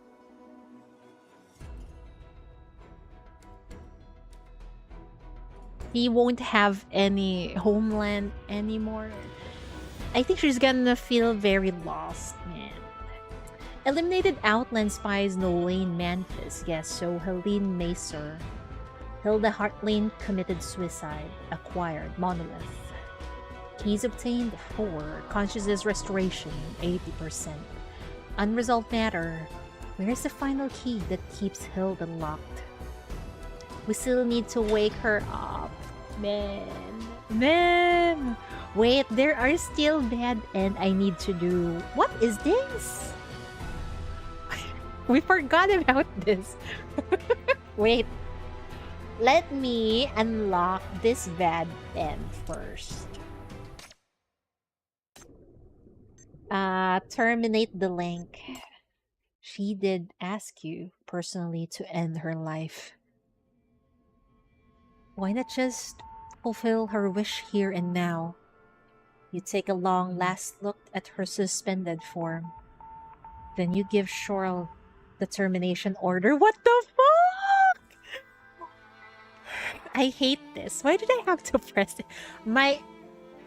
Sometimes I hate myself. Hi, Hamlet. Well, I'm proud to comment for the first time on stream here that thanks to you for doing the interrogation as a free-to-play and say that I've caught up to main story. Shattered Blade was quite the ride. No problem. Thank you for watching the videos of my old streams and also for catching the current stream and hanging out. I really appreciate it. Hope you continue enjoying Path to Nowhere.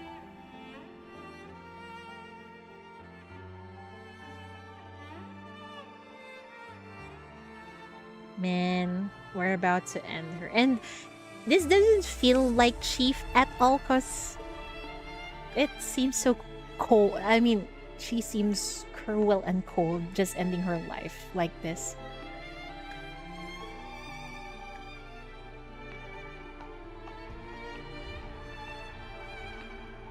Operation ID link 4125 subject Hilda Hartlane. Experimental results success. Experimental outcomes successfully acquired core data. What? Following the experiment, Hilda's consciousness is completely consumed by Maya, resulting in brain death? With authorization from Paradisos, the subject is disposed of. Holy fuck, that's horrible. Hidden sacrifice. Holy fuck. That feels like we just used her for our own end. It leaves a bad taste in my mouth. Wait, hold on. I just need to read something. I missed the dialogue earlier.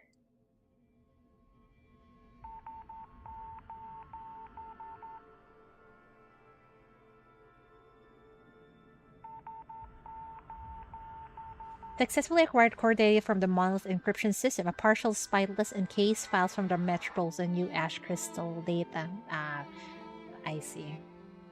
And this is horrible.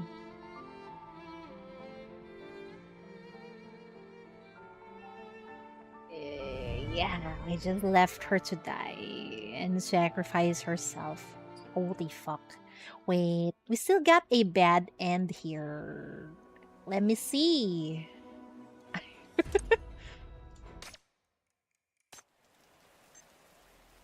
Wait. No, it's not. What is this?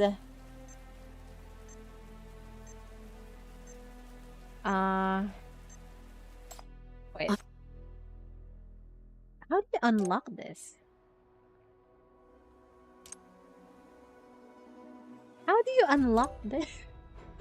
I have to admit, I muted it and closed my eyes because I didn't want to see that bad and it's horrible, man. It's okay. It's horrible. How do you unlock this though? That seems to be a bad end because it's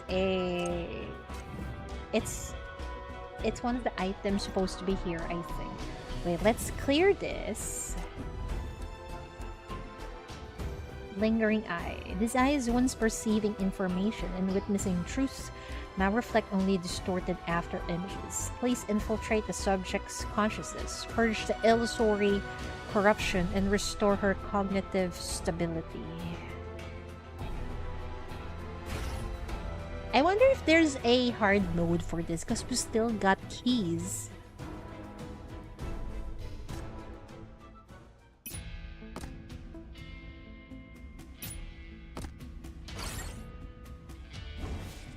Wait, there's someone at the back. Holy fuck. As wisteria blooms, behold the splendor.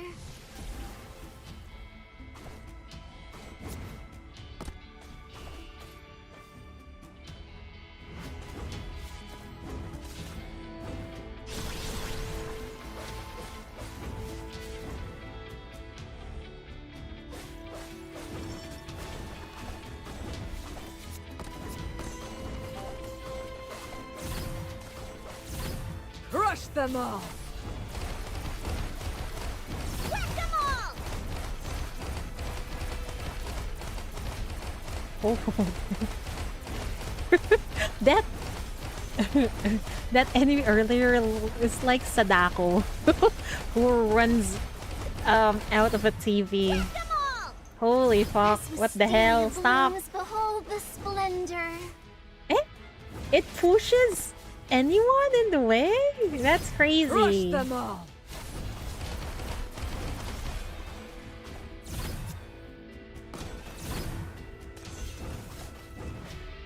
Too noisy. Quiet. Whack 'em all!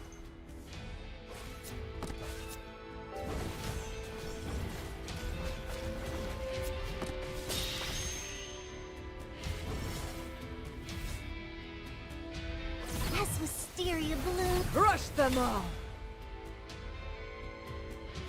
this kind of stuff is nothing to me now. Uh-oh, we didn't clear it.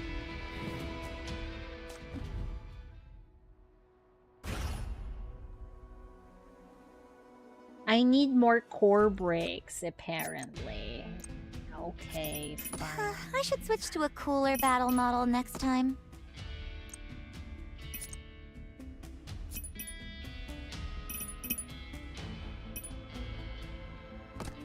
There is nothing to fear. I'm here to show you the way.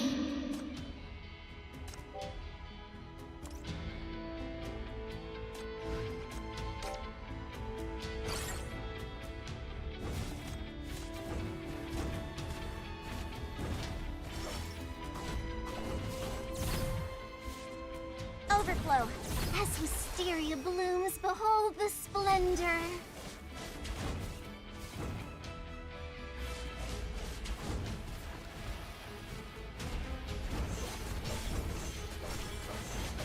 Overflow. Warning! Whack 'em all! This kind of stuff is not.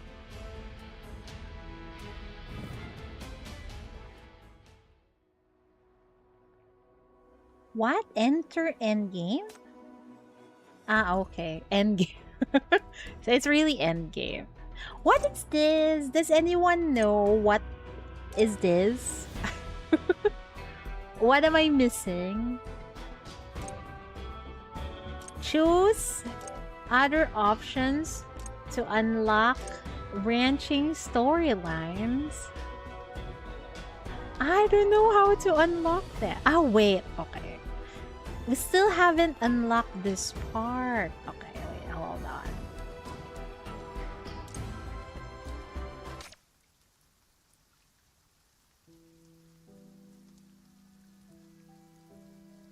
So foolish. But the world is a jungle, full of predators. Ah, split up. Following the vote, you disperse and return to your rooms alone. I forgot to do this yesterday, man.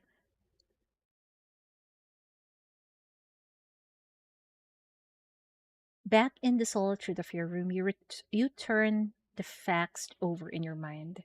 Only 3 suspects remain: Manfis, Snowlane, and Helene. Should you just kill them all? You suddenly realize how pragmatic and utterly cruel this thought is. A cold weight against your waist reminds you of Marlowe's pistol. You draw it, checking the magazine. Only a few rounds remain. If you plan to use it for protection, you'll need to find more ammunition. Go to Marlowe's room for ammunition now. You slip out the door and make your way to Marlowe's room.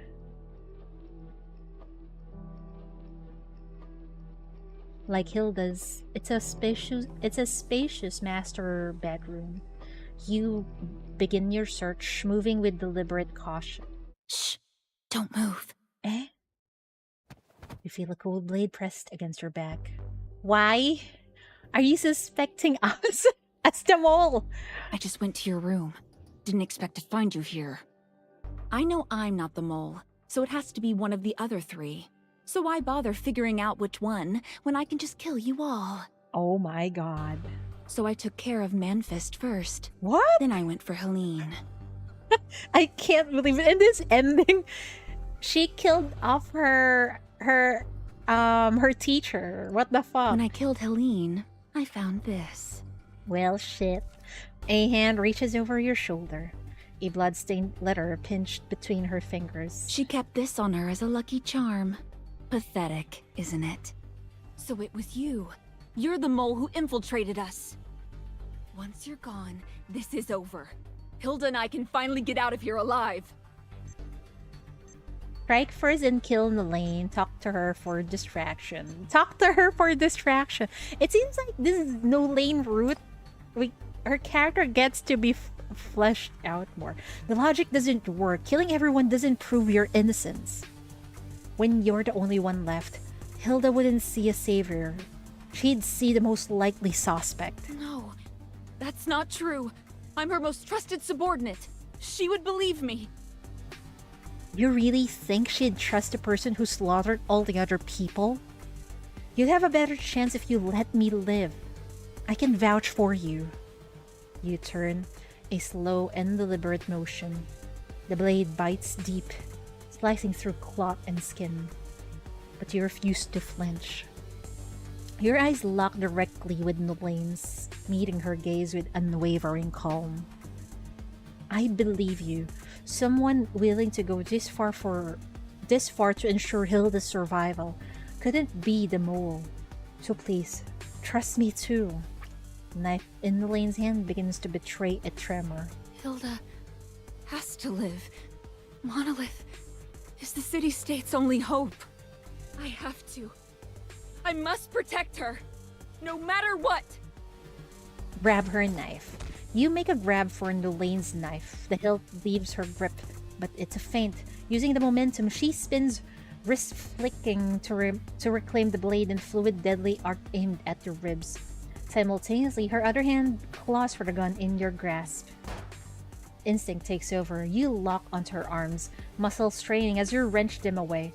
A frantic, brutal twist, and then the muffled, sickening thump of the trigger being pulled. You bastard. Well, shit. We shot her. Is she dead? She crumples, and as her body meets the ground, your gaze lifts to the doorway.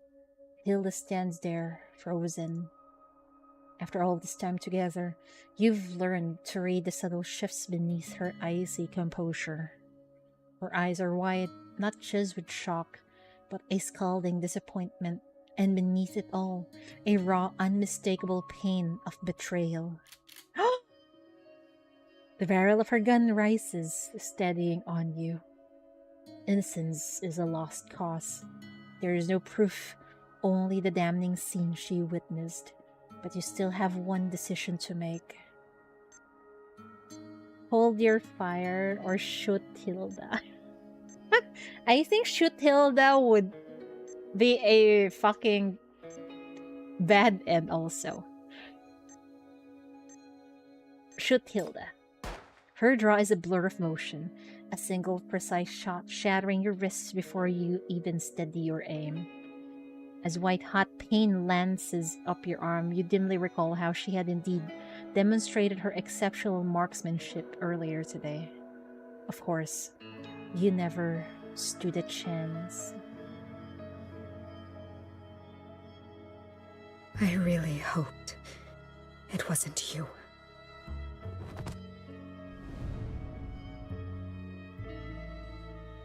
Wow.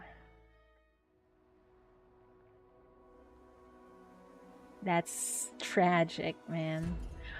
Oh my god, I missed a lot on chapter 2. Why didn't I check this last night? Anyway, we have a little bit of time. What time is it? Yeah. We have a little bit of time. Chapter 4, we read tomorrow. We finish the bad ends in chapter 2.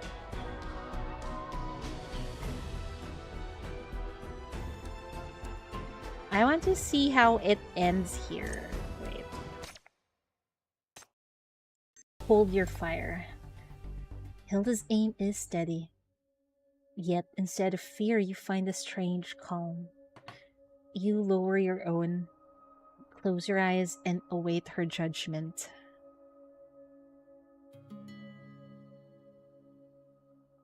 Tell me what happened.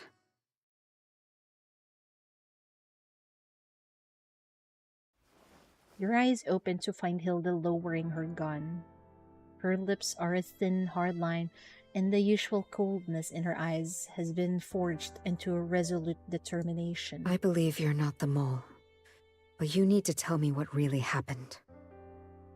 You recount the night's events in detail, omitting only the letter held by Helene.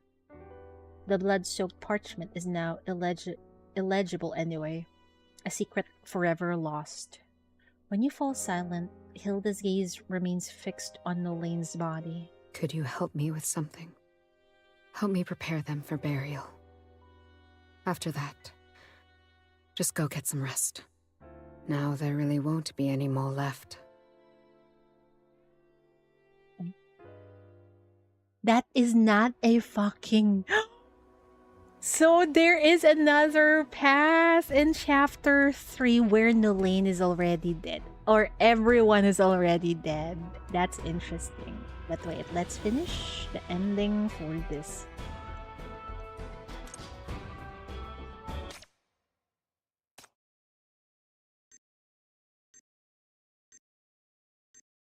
Rest now and do it tomorrow.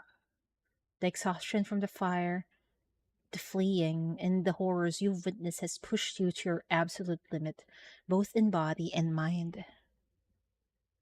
Tonight is not the night. The military cot feels impossibly soft. Almost instantly, you are pulled down into a deep, dreamless sleep. I think we will get assassinated by Nolene here. So, your identity was fake all along. There you go. Okay. Then you must be the mole. Die now! Wow.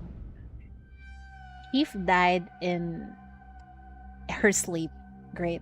Voice in the dream. Yeah. Horrible.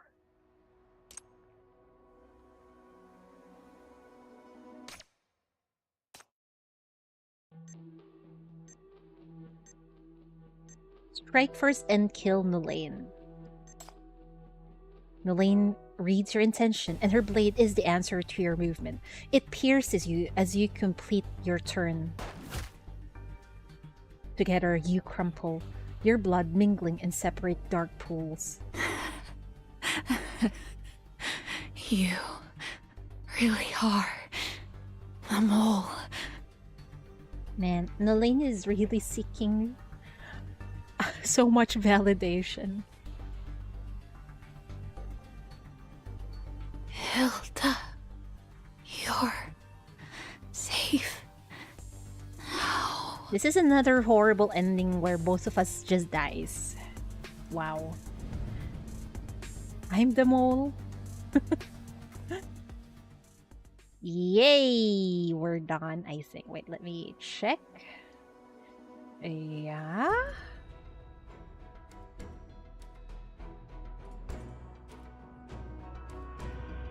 Okay.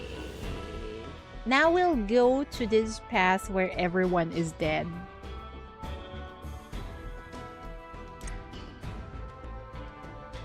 But I wonder if it will still lead us somewhere here.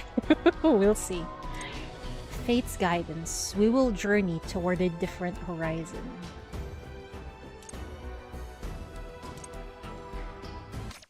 Or is this a bad end? I don't know. Where are we? Huh? Well, since everyone is dead, there's no more mole. So we escaped that manor? The relentless, gloomy rain has finally ceased, giving way to a rare and welcome sunrise. Good morning, Hilda. Good morning. This seems to be too good to be true. It's so fucking peaceful that it's unsettling. Want some breakfast? What is this? It's as if she's our wife in this route. Okay. After the downpour, you scour the ruins of the collapsed annex and find the kitchen's skeleton. From the wreckage, you salvage a few canned goods and some bread, their packaging miraculously intact. The resulting breakfast is simple. Canned tomato sandwiches. Your shelter is a wreck, the roof shattered and the floor still damp from the night's leaks. Despite it all, you and Hilda share a quiet, mutual contentment with the arrangement. He's so adorable. It's delicious.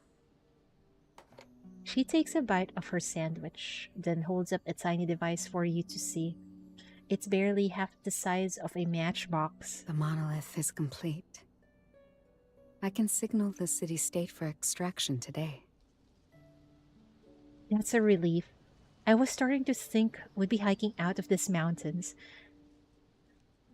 This seems to be a very, very, very good ending. Not very good. Happy ending. Is that how you call it? Every road of the estate is blocked. And the garage. Most of the vehicles are unsalvageable. Let me be more precise. They've been blown to pieces. The city-state will probably send a helicopter. You let out a sigh. She notices your unexpected melancholy and asks with confusion. What's wrong? Don't you want to come back with me? Your contributions to the monolith's successful development were vital. I want you there when I deliver the report. In truth, your curiosity is undeniable there. Could that helicopter, a fragment of the Outlands embedded in Hilda's mind, be a direct passage to their heartland? It's a suicide mission, of course. Setting foot in the Outlands will be a death sentence the moment your identity is uncovered. But after enduring this past few days, after wading through unimaginable carnage at Hilda's side merely to survive, the specter of death has lost its power to terrify. I'll go with you. All right. Hilda is visibly delighted. This is so unsettling. Why is it so peaceful? It's so peacefully unsettling. Before departing, Hilda asks you to pack up your room and make sure nothing is left behind. What should I take?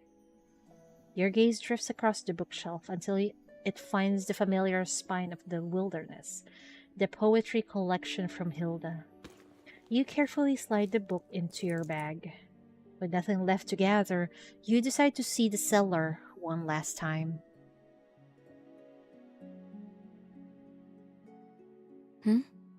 Officer, I didn't expect to find you down here. Just taking one last look at where we're leaving behind. Just taking one last look at what we're leaving behind. Yeah. Even at the very end, I never discovered which one of them was the mole. Her gaze sweeps nostalgically across the coffins, each one holding a classmate, a mentor, a colleague, a student.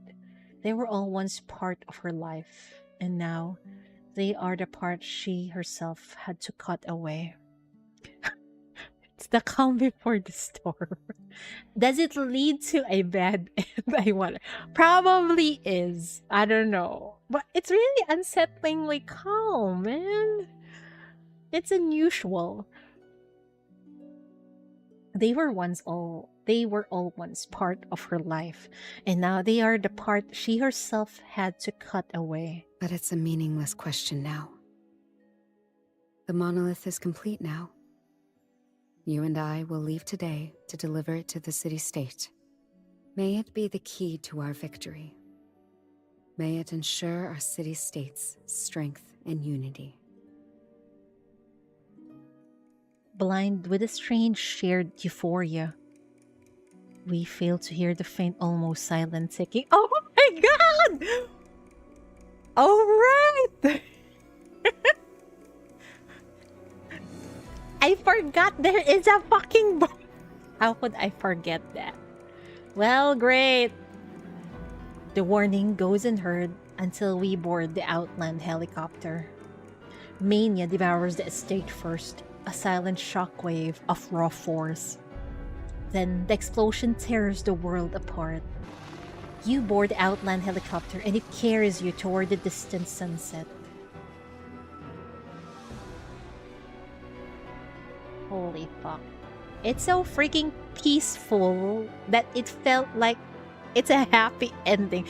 I forgot there's a fucking bomb inside the monolith. So I think it's a happy ending. It's a happy ending, guys. Never mind. Anyway, I will read third chapter 4 tomorrow, so I will be back, folks. Hopefully I would be earlier. Prage. I was supposed to stream earlier. But I ended up just cooking things. But it's fine.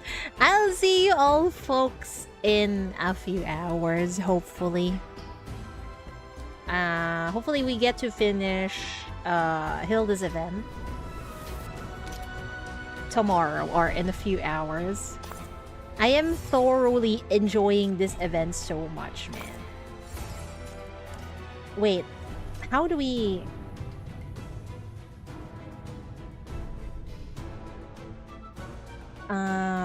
Psychic Blight. So before we can enter the... this is? Enter endgame, we need to clear part 4. Also Hilda hot in this illustration. Anyway, I'll see you all, folks. We had so much fun watching. Always brightens my... Thank you, Walders, for always accompanying me in my streams. I appreciate it so much. Thank you, and see you all in a few hours, hopefully. At least I get to sleep early today. So hopefully I could also wake up early. It feels like we've been apart for quite a while. Yeah, we've been apart for quite a while, alright. Also, this skin of Horo I'll go prepare the campfire. looks We have a new client. amazing. I'll get it hopefully this week. Prage. Wait, let me click some stuff. Guarantee you, the mission... Before I go. Yeah, I think we're good. Anyway, Otsu Cheatery. See you all in a few hours. Bye-bye.